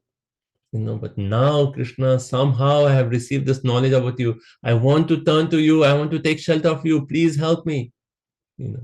So when we actually express that desire, Krishna is very pleased. Just like a loving father. A child may come and say broken words. The father already knows. Like when a child is crying or something, the parents may know, oh, the child needs this. But if the child comes and just in broken words says, "Oh, Papa, I need this," like in broken words, he said, and the father is very pleased. Oh, so nice. He's coming to me. He's coming to me. He's taking shelter of me. And then the father feels pleased. Right? So that relationship, finally, it's all that reciprocation, that relationship between the Jiva and the Lord. Right? And when we express our prayers in our heart, though Krishna knows everything, it actually is strengthening or deepening that relationship with Krishna. And that's what Krishna wants us to do. Right? Now, from this verse 26 onwards, 4 questions are going to be asked by Brahmaji. Right? And the answer to the 4 questions is Chatushloki Bhagavatam. Right? So this Chatushloki Bhagavatam is the essence of the entire Srimad Bhagavatam. If you know these 4 shlokas, you know the essence of the entire Srimad Bhagavatam. So 4 questions. So first question is in 26. Right? So what is the question here? So here he's saying, may I please be informed? May I please be informed how, in spite of your transcendental form, you assume the mundane form. So now Brahmaji is saying that you yourself are transcendental, like completely spiritual. How have you appeared in front of me? Like for us, we may say, yes, Krishna has appeared in the form of Radha Golokananda, but he's appeared in a deity form, right? He's appeared in a deity form, in a form that we can see. But when he's appeared in a deity form, is that form transcendental or is that material? So first is Brahma's question is, please tell me about your material and your spiritual forms. That is the first question.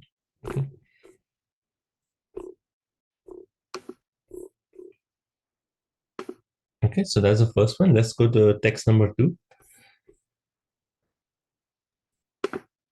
Yatatma maya yogena nana shaktyupa brimhitam vilumpan visrijan grinan bibrad atmanam atmana.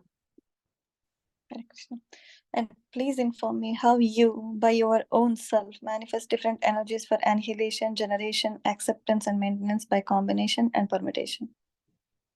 Okay. So what is the second question here? So Yatha Maya Yogena.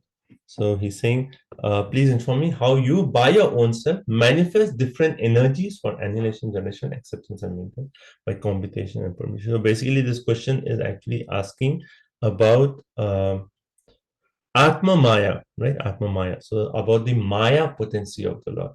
So the second Chatushloki is going to give answer about this question. So it is okay. Let me explain this. Okay, 1 minute. Let me explain this. So, what is this verse saying? Okay, so if you see the Sanskrit, there are 3 words: Vilupan, right? Vilupan. Second word Visrajan, right? Third one Bibrit. Okay, so these 3 words are there. We will see it from 2 points. Okay, the first point is Yatha Atma Maya. Okay, so please inform me how, through your own potency, Atma Maya, right? And then Yogena Nana Shakti, by combination of your various energies, do you perform the task of Vilupan, Visrijan, Bribrit, annihilation, generation, and maintenance, or creation, maintenance, and destruction. Right? So first question is simple. How, through your own potency, by the combination of different energies, do you create, maintain, and annihilate? Okay. First question, okay? Straightforward, right? Now, second question. This is the second question, but I'm saying 2 parts of this. So this is first part. Second part is Grinan. Grinan means, do you accept by your own self, Atmana, Atmana. You accept yourself filled with various energies, such as the Yoga Maya. So when it says Atma Maya, so the second explanation is the potency of Yoga Maya. And there the word Vilupan means hiding that form from some devotees. Visrajan means manifesting the form in variety of ways. Bibrit is appearance for some time to show his pastimes. So second part of this question, for first part is the external energy of the Lord, how it actually takes care of creation, maintenance, and annihilation. Second part is the internal energy, so Mahamaya and Yoga Maya. And how does the Yoga Maya, how the Lord's own Atma Atmanam, the Lord's Yoga Maya potency, how does that, through the Yoga Maya potency, does the Lord actually Vilapan, means annihilation in that first case, right? So in the second case, it means hiding. Okay, hiding. And Visrajan means manifesting. And Bibrit means appearance for some time. So in the second case, and I'll give you an example for this. So when you see in 11th chapter of Bhagavad Gita, right? The Lord, Arjun asked, if I am qualified, please show me your Vishwarupa. Right? So at that time, what happened? So Lord manifested his Vishwarupa. So what was the point of Visrajan? He manifests different forms. Right? So Lord manifested Vishwarupa, and when Arjun was seeing the Vishwarupa, at that time he was not seeing the internal, the original Sham Sundar form. So at that time he was hiding that Sham Sundar feature, and that is the aspect of Vilupan. Right? So he's manifesting one form but hiding another form. Right? And then Bibrit is the Lord is appearing on this material plane, and through the Yoga Maya potency, he shows so many pastimes. So that is the aspect. So this question is asking, Brahma is asking, I want to know about your Mahamaya potency and your Yoga Maya potency, both these aspects. The question is clear? The 2 aspects to this question? Prabhuji, the second aspect that you were explaining about the Yoga Maya, internal energy, potency. So you were giving the example of the Vishwarupa, that he manifests the Vishwarupa. So that Visarjan. And then he is hiding the Sham Sundar form. So that's Vilupan. So what is Vibhadra in this case? So Bibrit is his manifestation of the pastime. So let's go outside that example. How Krishna descends into the material world and shows his different pastime. It's all through the Yoga Maya potency, right? So that is a pastime, right? So step out of the example for this.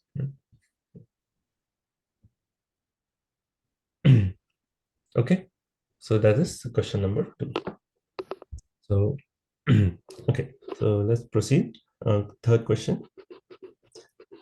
Actually, 28 is also okay. So in 27, 28 are actually related. Vishwanath Chakravarti Thakur comments to both of them together because this is question number 2 itself. So let's continue 28. It's just a continuation of 27. Vedasyamoga sankalpa urna nabhir yatornute tata tad vishayam dehi manisha mahimadava. Okay, who knows Urna Nabhi? We read this before. What is Urna Nabhi without seeing?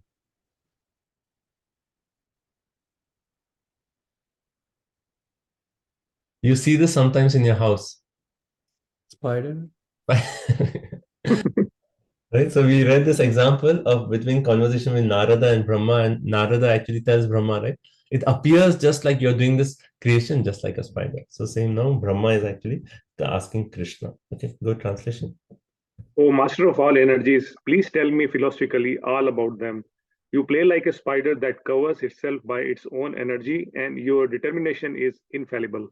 All right, so here is just a continuation of 27. So the same question. So he's saying, "Oh Madhava." Madhava, another meaning of Madhava here is given, is the master of all the energies, master of Mahamaya and master of Yoga Maya. Oh Lord, the master of all the energies, please tell me both about this Mahamaya and Yoga Maya. And you play like a spider. Spider, it actually releases that substance from his mouth, creates the whole web, and then winds it away, right? Whenever the time is complete, it takes it away. So similarly, you does this task of creation. So please explain to me this part. Okay, next point, 29. So this is 2 questions. Now we'll go to the third question. Oh, sorry. Let's see. Sorry, 1 minute. Yeah. So 27 is the path of Yoga Maya and Mahamaya. And okay, so sorry. So 28 is actually question number 3. Sorry, let me say that. So question number 3 is oh master of all energies, please tell me. Okay. You play like a spider that covers itself by its own energy. Your determination is infallible. Just give me a minute. Let me try to figure this out. So 28 is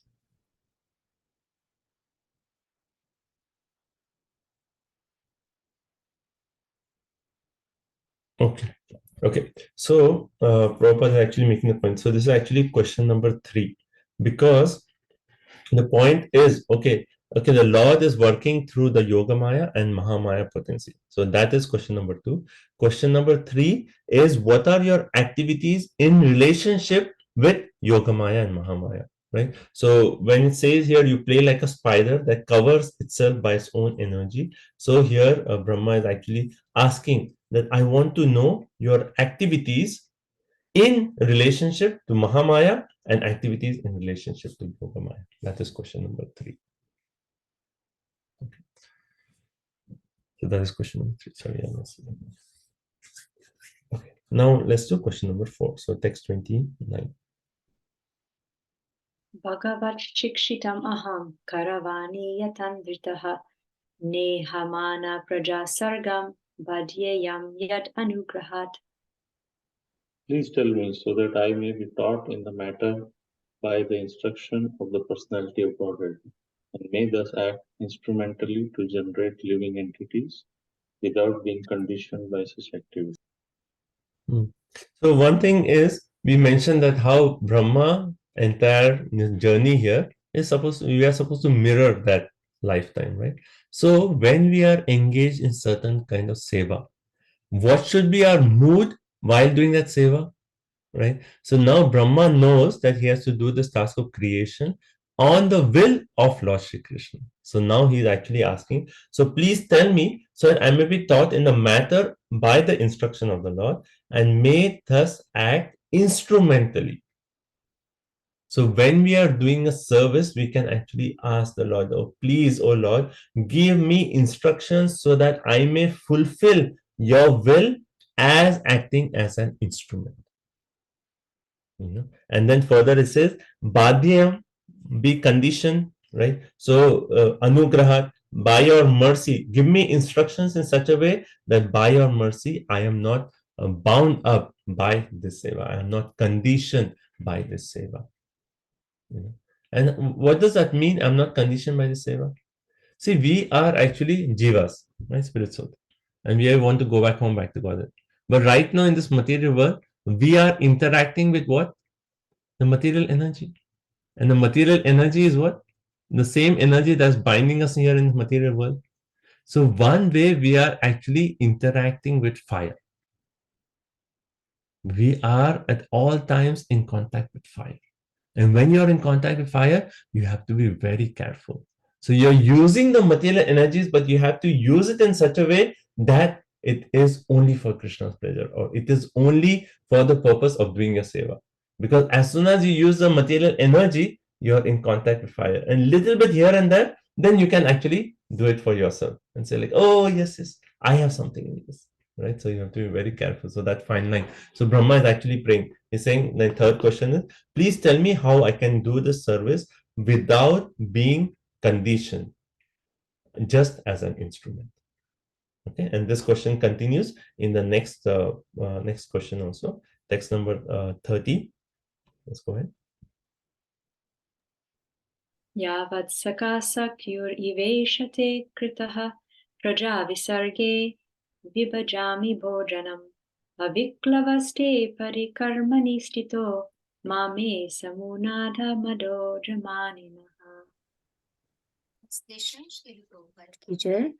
O my Lord, the unborn, you have shaken hands with me just as a friend does with a friend, as if equal in position. I shall be engaged in the creation of different types of living entities, and I shall be occupied in your service. I shall have no perturbation, but I pray that all this may not give rise to pride, as if I were the Supreme. Hare Krishna. The previous verse, Brahma said, please give me instructions so that I may not be conditioned, I may act as an instrument. Here he is praying further and say, please, when I'm doing my service, there may not be any disturbance and I may not give rise to pride. Imagine Brahma's position, right? He's the head, he's the main creator, he's the first predominating deity of this universe. So for Brahma to become pride, one may just say it's natural, he's doing all the creation. But he's saying, no, no. You are the Lord. It is actually by your mercy I'm doing this creation. I always want to have that position that Krishna, you are the, all credits go to you, none to me. Right? I want to do that without the feeling of pride. So this is question number 4, where Brahma is asking for Krishna's mercy and instructions so he can do his service without false ego, without pride, just as an instrument. So in this verse also what he's saying, oh Lord, you have treated me just as a friend treats a friend. The Prabhupada makes the point to the purport that Brahma's relationship with the Lord is certainly in the mood of Sakhya. Sakhya. And Prabhupada talks there, 5 rasas, we know this, right? Santa, Dasya, Sakhya, Vatsalya, Madhuri. So Brahma's relationship is in the mood of Sakhya, and hence Brahma is saying, you treated me as a friend, please a friend, by coming and shaking my hand. Right? May I attain bhakti with that feeling of friendship. Oh Lord, as long as I live while creating the bodies of living entities, I will create some high bodies, some low bodies, I will do all that. But while being situated with attention in serving you, may I never become overcome with pride. That is a prayer of Brahmaji.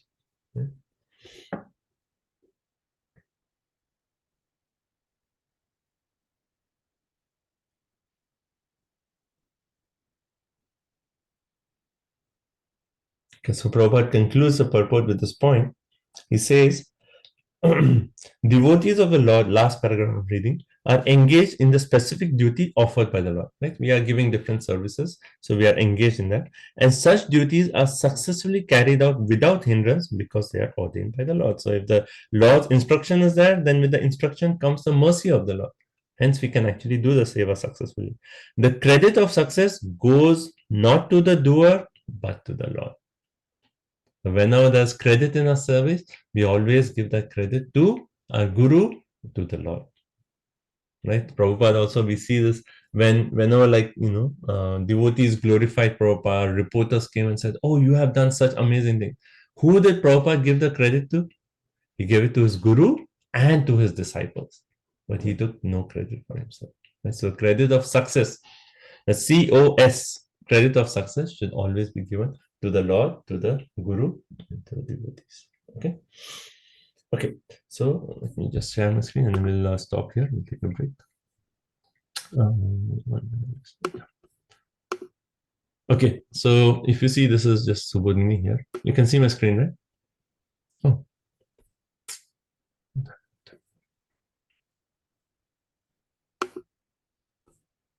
One minute.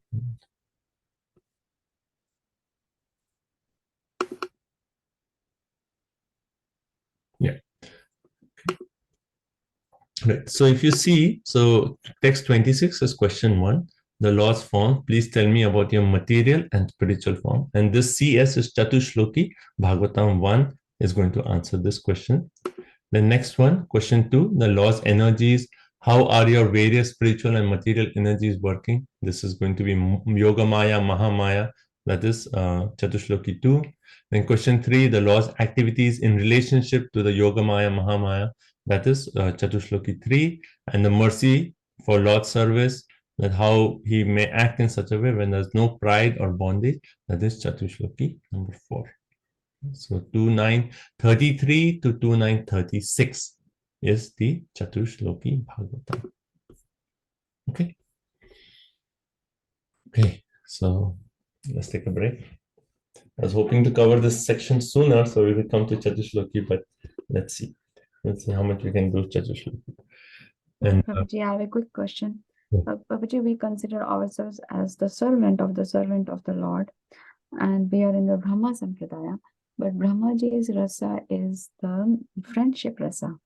So does it mean that everyone in Brahma Sampradaya? not necessarily. Like even we have in our line also, we have like guru and disciples who may have different rasas. So directly thinking of this example of Ratanadika, do you know that? We discussed this, right? About the guru and disciple who are like in different relationships. Different. Goridas Pandit and Yeah, Goridas Pandit and Hridaya. Hridaya Chaitanya. Yeah.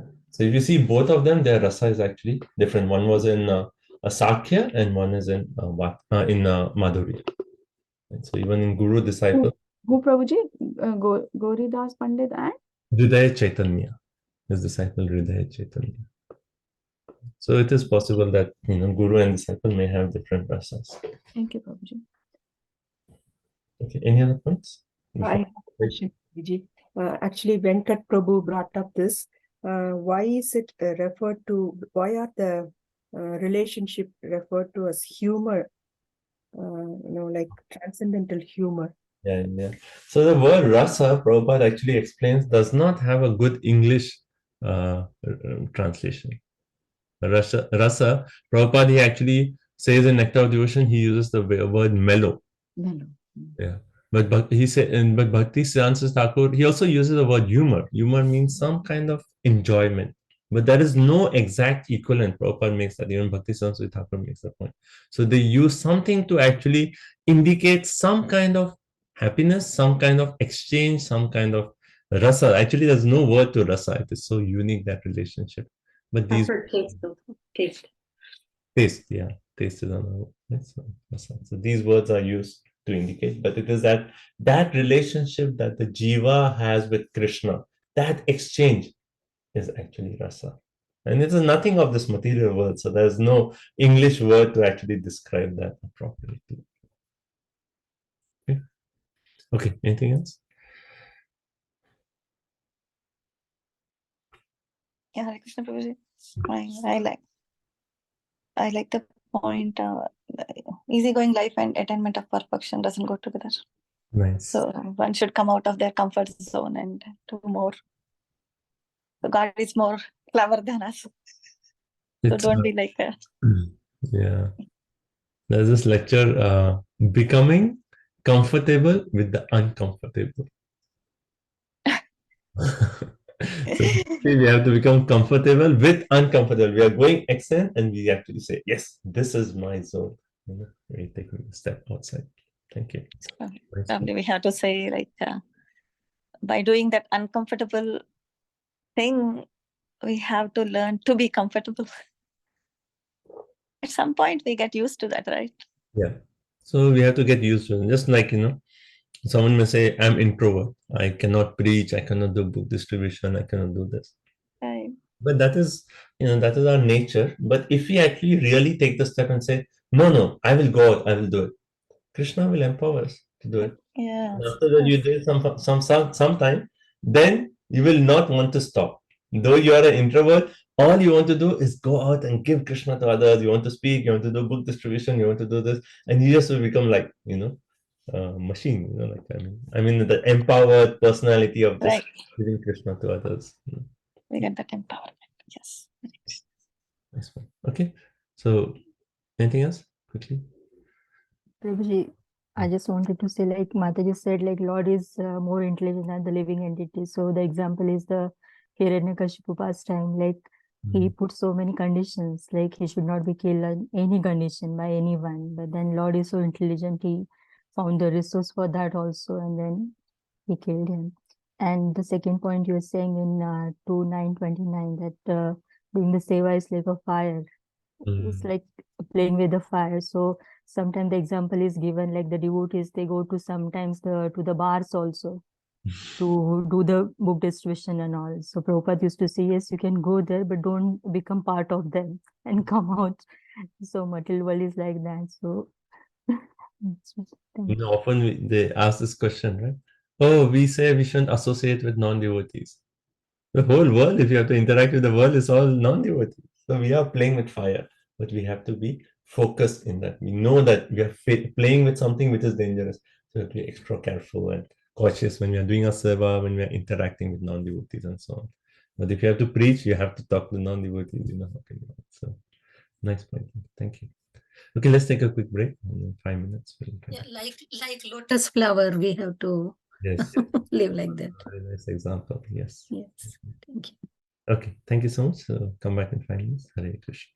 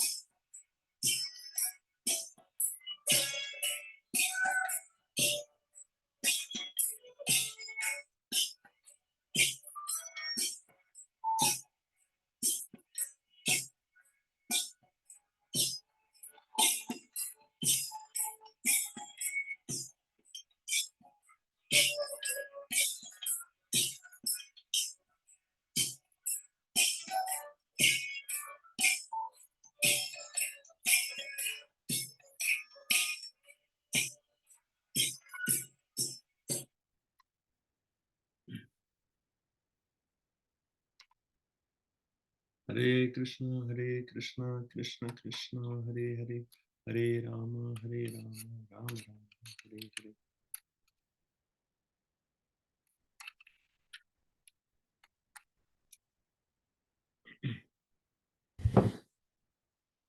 Hare Krishna, dear devotees, let's continue our discussion.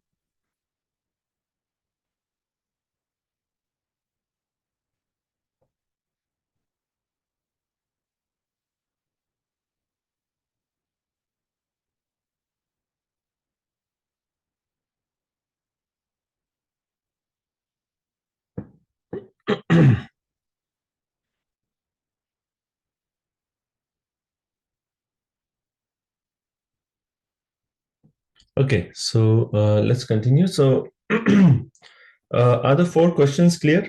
The 4 questions for the Chatushloki.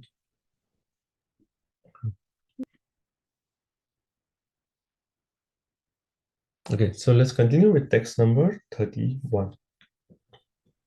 Shri Bhagavan Jnanam Paramaguya me Yadvigyana Samanvitam Sarahasyam Tad Angam Cha Grahana Gaditam Maya.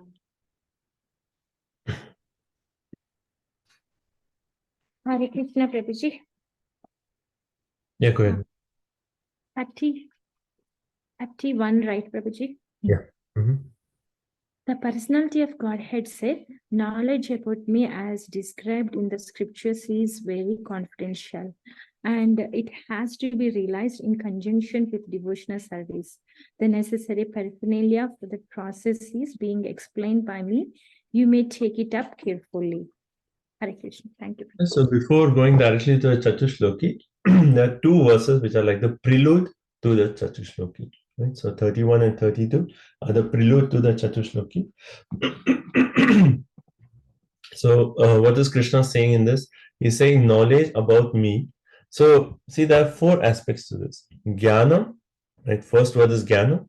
Second word is Vijnana. Right? So Jnanam, Vijnanam. Third word is Sarahasya. And 4th word is Tad Angam.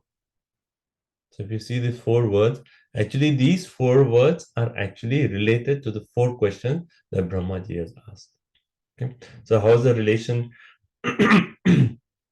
So first he says, Jnanam is Parama Guhyam.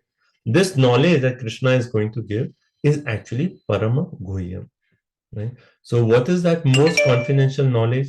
That most confidential knowledge is the knowledge of Krishna's form. So what was Brahma's first question? Who remembers? Material and spiritual forms. To know about the material. So Krishna is saying, I'm going to reveal you Jnanam, which is actually most confidential, Parama Guhyam, most secret knowledge, and that is knowledge about my personal form. That is the first verse of the Chatushloki. Okay, that's the first one. Then second is Vijnana. Vijnana means realization of that form. Right? So Jnana is knowledge, Vijnana. So when you realize the form of Krishna, that means realization of his energies, because we cannot explain Krishna without his energies. Or sorry, I shouldn't say that way. I said we always explain Krishna along with his energies. Right? So Vijnana is realization of that. So that is going to be a second verse of Chatushloki. Third one is Sarahasya.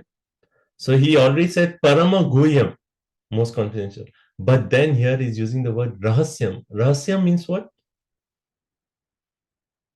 Rahasya is almost like a secret, right? Saharasya, very confidential, very secret. What is that? That is Prema Bhakti. So third Chatushloki is going to talk about Prema Bhakti. And the fourth is Tad Angam. Tad Angam means it's referring to devotional service. That means Sadhana Bhakti. That is going to be Chatushloki 4. Right?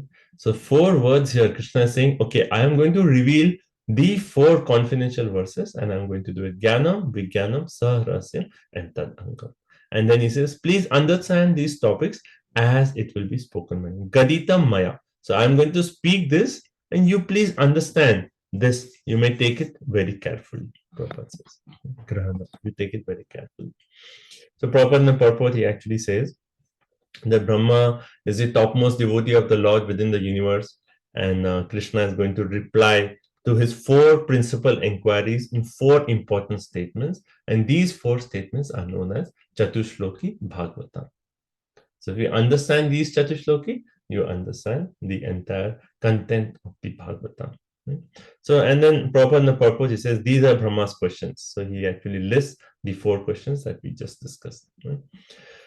And then Prabhupada in the purport, basically his main emphasis on this, in this purport is that this knowledge can only be understood by devotional service. So that's again and again Prabhupada's point that yes, why is Krishna revealing this knowledge to Brahma? Because Brahma pleased the Lord by performing penance and devotional service. So only because Brahma has been able to please the Lord by bhakti, the Lord is actually revealing this knowledge to him. So it is not by mental speculation can we actually understand this knowledge. This knowledge can be understood only when it is explained by the Lord himself or through his bona fide representative, coming in disciplic succession. Otherwise, we cannot understand this knowledge. It has to be either through the Lord himself or through his bona fide representative. That's the only way we can actually understand this. Right? And also Prabhupada quotes how this knowledge is actually very rare to obtain, which is a Bhagavad Gita shloka, 2 shlokas where it says that this knowledge is very, very rare. Anyone can unmute and say? 2 shlokas in Gita where Krishna is saying how this knowledge is very rare. Rajavidya, Rajaguru. The last verse, Guhyatam, 15th chapter. Okay, so in the 7th chapter, when Krishna actually starts talking of devotional service, what does Krishna say? Manushyanam sahasreshu kashid yatati siddha. After thousands and thousands of men, one may actually endeavor for perfection. And out of those, one hardly knows me in truth. So to actually understand this knowledge is very, very rare. And then what else does Krishna say? In the 7th chapter itself? In the 7th chapter. Okay, Mataji, 15th chapter, which verse? I think last one, 20. Iti Guhyatam Shastram. Yeah, that Guhyatam Shastram is there. Yes, this is a very confidential. That's good. And the other verse I was thinking is Bahunam Janmanamante Jnanavam Mam Prapajati. To come to the knowledge of Krishna as a supreme, so many lifetime Bahunam Janma. So these 2 verses actually say how rare this knowledge is, right? So Prabhupada is saying, and only through devotional service can this be known. And Rahasyam, where does the word Rahasyam come? Rajavidya, Rajaguhyam, right? Oh yeah, Rajavidya, Rajaguhyam. Yeah, Rahasyam hi etat. Sir? Which is what is the verse?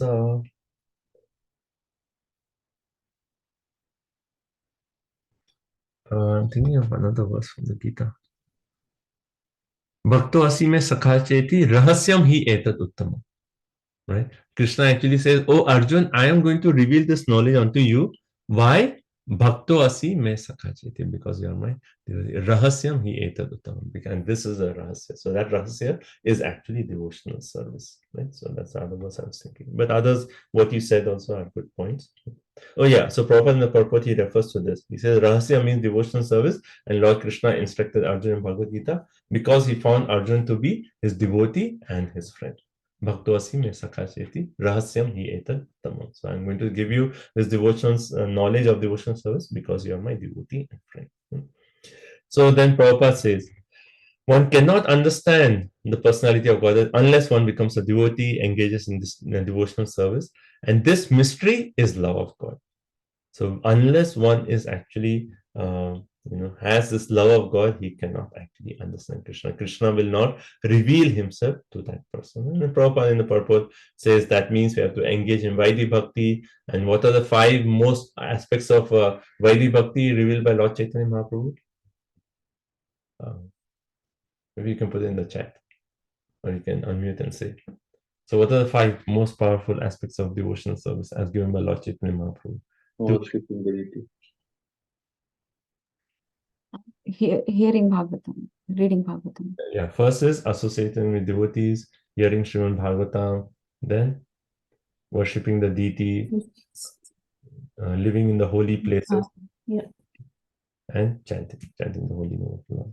Okay, so these 5 are the most powerful aspects of devotional service, and Prabhupada talks about that in the purport. Okay, okay, text 32. Yavanaham yata bhavo yadrupa gunakarmakaha tataiva tattvavijnanam astu me mad anugrahat.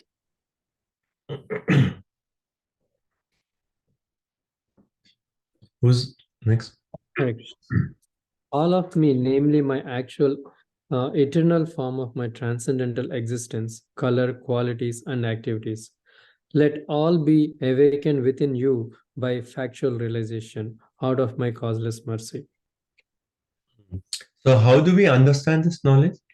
Only when there is anugraha from Krishna. Only when we receive the mercy from Krishna. So Krishna is saying, Astu me mat anugrahat. Only by my mercy you will be able to understand this knowledge. Right? And then what does he say? What is that knowledge? Yavan, as I am in my eternal form, my rupa, my guna, my activities, right? Tathaiva tat vijnanam, not theoretical understanding, but tattva vijnanam, realization of this knowledge. So Krishna is saying, Brahma, that you please receive all of this will be, let all be awakened within you by realization and by my own mercy. Right? So you please pay attention and you receive this knowledge that I'm giving to you. So Prabhupada's first sentence of the purport. The secret of success in understanding the personality of Godhead is the causeless mercy of the Lord. If you want to understand Krishna, you have to get his anugraha, his mercy. Without the mercy of Krishna, we cannot understand Krishna. Right? That's the main essential point. And how do we get the mercy of Krishna? We cannot understand Krishna without getting the mercy of Krishna. How can we get the mercy of Krishna? Only when we get the mercy of the devotees of Krishna. And Guru. What, Mati? Pleasing the devotees and Guru, I said. Yes. Devotee and Guru. Right? That's the point. And then Prabhupada in the purport, he also quotes, like, he says, Naham Prakasha Sarvasya Yoga Maya Samavita. Why will the Lord reveal himself to someone who's not qualified? Like, just like you wouldn't go to someone on the street and say, like, oh, in my family, this is my relationship with my son, my daughter, my husband, and so on. Like your intimate things, why will you tell to someone whom you don't know or someone who's envious of you? In this material world, everyone is envious. Only when we actually take up devotional service, we are giving up that envy to Krishna. And only when we actually give up that envy, then Krishna says, okay, this person, now he's actually come back again in my court. Now I'll reveal myself to him. I have faith.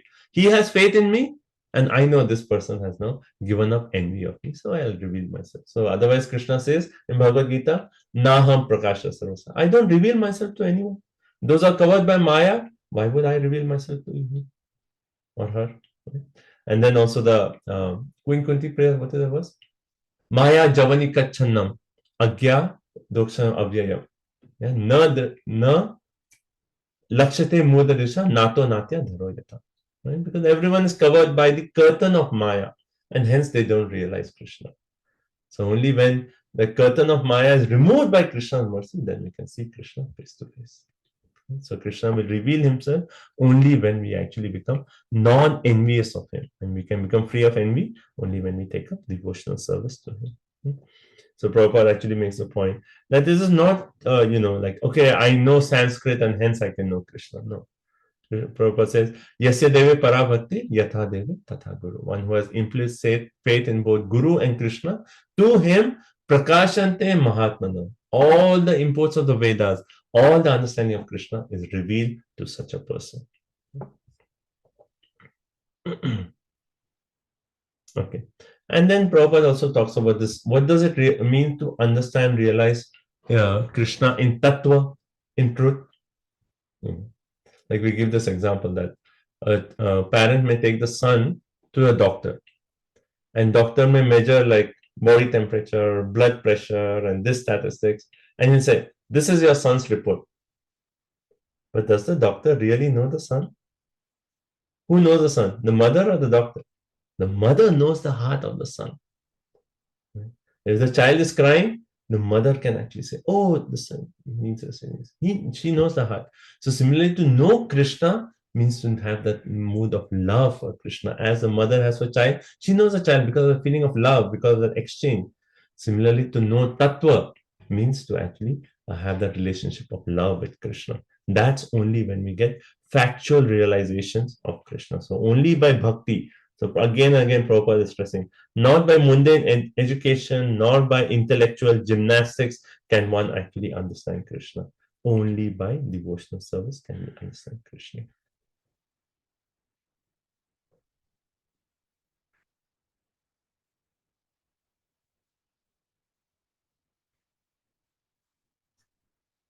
Okay.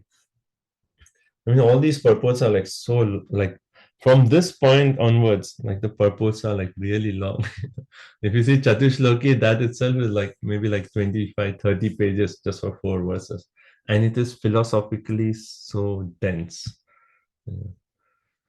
Like to study each one of the verses, it's like you could spend, just to get the basic understanding of verse, you could spend like, one whole day just to understand like what is the Chatushloki aspect. But anyway, we'll try to see. It's 9:30, so I don't know. So anyway, like I don't think there's a point to start Chatushloki because like philosophically dense, and it needs like a fresh mind, attentive mind to actually really, because we need that. I was hoping to cover all 4, but I think I'm always over ambitious to do more than what I can do.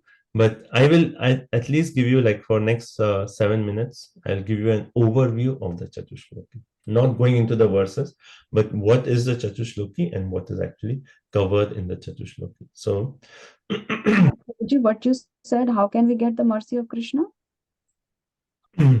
By pleasing the devotees of Krishna, by pleasing the Guru of Krishna, or by pleasing the spiritual master. Like only, see, how do we have access to mercy of Krishna? Only through the devotees of Krishna, right? So that's, okay. So okay, ready? Just an overview, so it won't be philosophically dense. So you can just hear it, right? So, so if you see our entire Vedas, our scriptures, they are so vast. And Vyasadeva, out of his mercy, he said like, oh, Kali Yuga Manda Sumanda Mateo, I'll make it easier, I'll make it shorter. He gave like 18,000 verses, Bhagavatam. But even 18,000 verses, we go for Bhagavatam distribution, say 18,000, 18 books? I cannot read one Bhagavad Gita in my life. What about 18,000 books? So because the Acharyas are so mercy, they actually even say, okay, if you cannot do that, here, we should do it. But they actually say, okay, for Bhagavad Gita, Chatushloki Bhagavad Gita. Right? And say, like, if you understand the essence, these 4 verses, then you will understand the Gita. And then there's 3 Shloki Bhagavad Gita, 15th chapter. 3 verses you understand the essence of the Gita. So that's why our Acharyas have pointed out Chatushloki Bhagavad Gita, Chatushloki Bhagavatam. They are the nutshell verses. By understanding these 4 verses, one can get the entire gist of the text. Right? So in Bhagavad Gita, now Chatushloki we have to understand in terms of the content and also in terms of the context in which the conversation took place. Right? So if you see in Bhagavad Gita, when does Chatushloki Bhagavad Gita, when is spoken? In the 10th chapter, Krishna starts the 10th chapter by saying, oh Arjuna, I will give you knowledge still more confidential than what I already spoken. right? And then he actually goes ahead and then he speaks the Chatushloki. And after Chatushloki, what does Arjun say? This is the first point in the Bhagavad Gita where Arjun clearly says, Param Brahma, Param Dhama, Pavitram Param Bhava. So if you see between from 10.1 to 10.12 onwards, something is so important that Krishna said, this is the most important. And after that, Arjun is convinced, yes, Param Brahma, Param Dhama, Pavitram Param. You are the highest, you are the supreme abode, you are everything. So Arjun gets a realization of Krishna. So that itself indicates that what is there in between, that is the essence of the entire Bhagavad Gita. So Chatushloki comes from 10.8, 9, 10, and 11 of Bhagavad Gita. That's first context. Now let's see the context of the Bhagavatam. Where does the Chatushloki Bhagavatam, where is it spoken? Actually from 2.9. So we see what is the format of the Bhagavatam. So Bhagavatam, up to this point, we have seen this conversation, Shaunak Rishi, Suta Goswami, then Parikshit Maharaj, then Sukadeva Goswami. But from now onwards, you see when Parikshit Maharaj asks all these different questions, Sukadeva Goswami is one way going to explain the answers in terms of one entire day of Brahma. So if you see Bhagavatam from this point onwards, it's almost like chronological, like time-based. Bhagavatam is not exactly chronological, but here onwards, from this point onwards, it is mostly, you can say, from the starting of the day of Brahma, when Brahma creates, what happens at that time, and then we will talk about the different manvantaras. And then the next few cantos are basically about Swayambhuva Manu and his descendant, the first manvantara. And then 8th canto, it talks about like 6th manvantara. And then it gives the rest. So one entire day of Brahma is actually going to be discussed. It's mainly focusing on the first manvantara, first period of the day of Brahma, right? So the entire day. But at the starting of the day when Brahma is bewildered, what is that knowledge that is given to Brahma that is going to be the basis of that entire day of Brahma? That is the Chatushloki. So even in terms of context, if you see, it is at this point that Krishna is actually revealing that knowledge to Brahma, and then Brahma will pass it on to Narada, Narada to Vyas, and Narada to actually Prahlad, Narada to Dhruv, Narada to... But what is starting? It is Brahma getting this knowledge, and Brahma is giving to Narada, and then Narada gives it to so many people in Bhagavata. So even if you see the context, this is a crucial part where the entire essence of knowledge is there.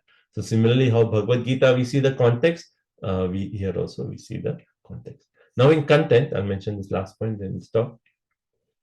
In content, if you see Chatushloki Bhagavad Gita, it is said Chatushloki Bhagavad Gita explains all three aspects: Sambandha, Abhideya, Prayojana.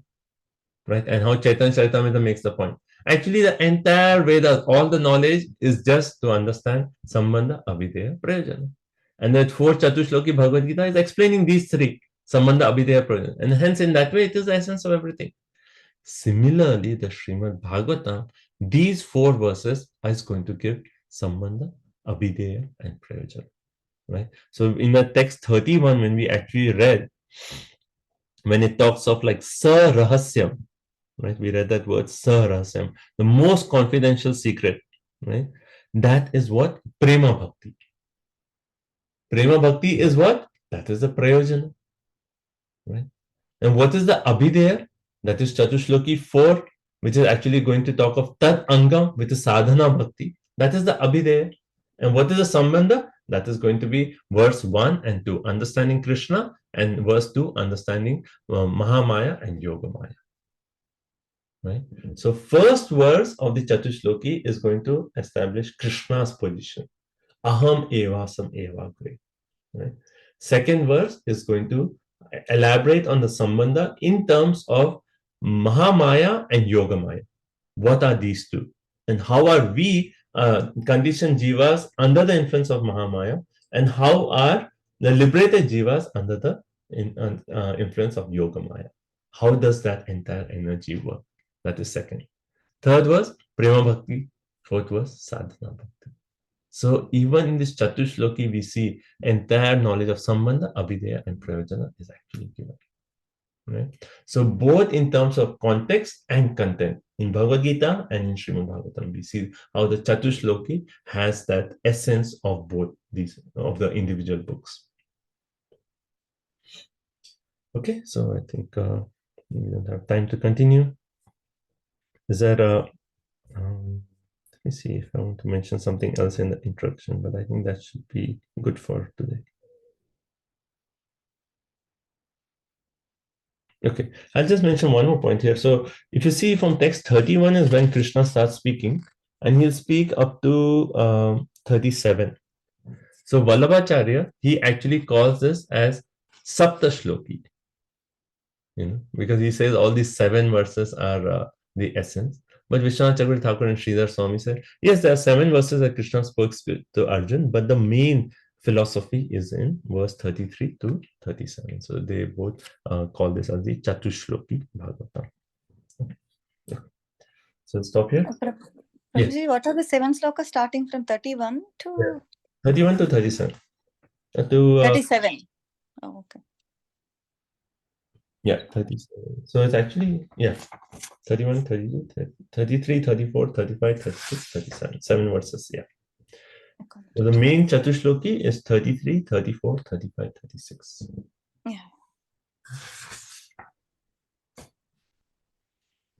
Okay. Okay, so let's maybe everyone can quickly share some realizations from today's class. And Prabhuji, Hare Krishna, Prabhuji. Yeah. Prabhuji, one maybe relevant question.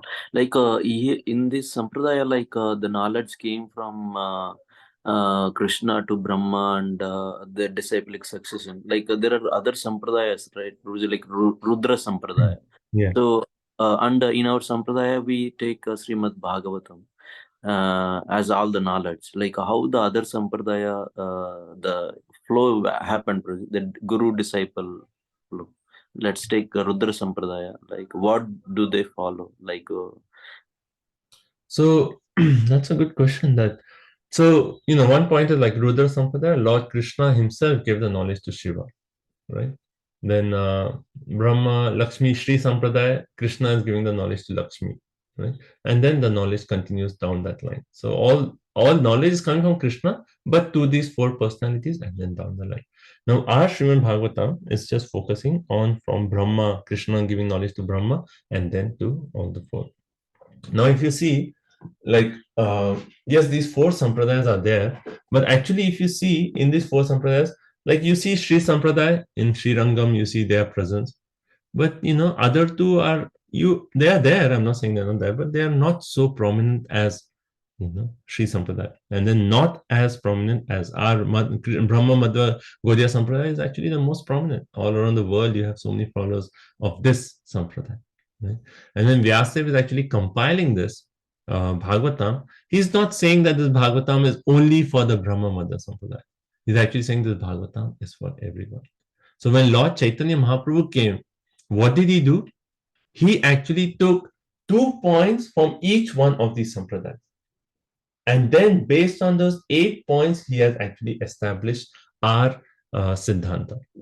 Right? He established the Siddhanta based on the 8 points. So he took 2 points from each sampradaya, and he actually, so how are we understanding Srimad Bhagavatam? By the mercy of Sri Chaitanya Mahaprabhu. So that Bhagavatam that we are understanding, Krishna himself has come as Sri Chaitanya Mahaprabhu, taken 2 points from each sampradaya, and then given us a way to actually understand Srimad Bhagavatam. So in that way, if you see Srimad Bhagavatam, it is for everyone, for all the sampradayas. So is that okay, Prabhu? I think there's more to say to this, but I just thank you very much, Prabhuji. Yeah, this is very helpful. Thank you, Prabhuji. Okay, so we can see from Lord Chaitanya Mahaprabhu how he took 2 points from each sampradaya, and then he actually established Srimad Bhagavatam as the highest Siddhanta. So everyone actually in this age of Kali Yuga can actually relish. Srimad Bhagavatam is for everyone. Vyasadeva did not say, oh, this is only for Brahma Sampradaya. No, he actually said for Kali Yuga, everyone can relish Srimad Bhagavatam. Okay. Okay, so anything else before we stop?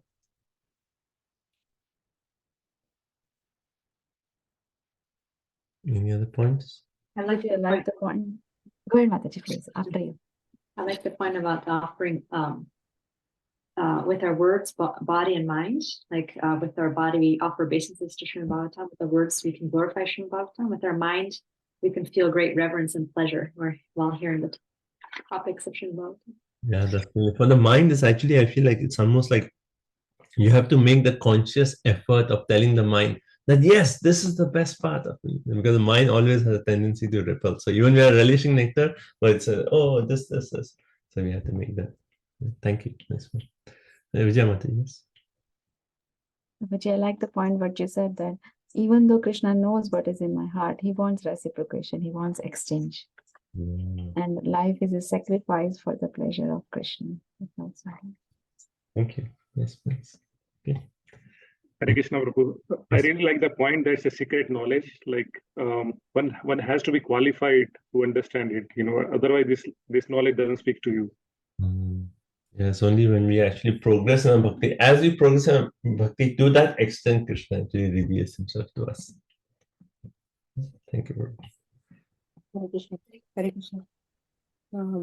I like the point where you mentioned, right, whenever we face difficulties, Krishna taking away our wealth or something, it is like healing a wound, even though it's hurtful. We should consider them as healing a wound. It's for our own benefit.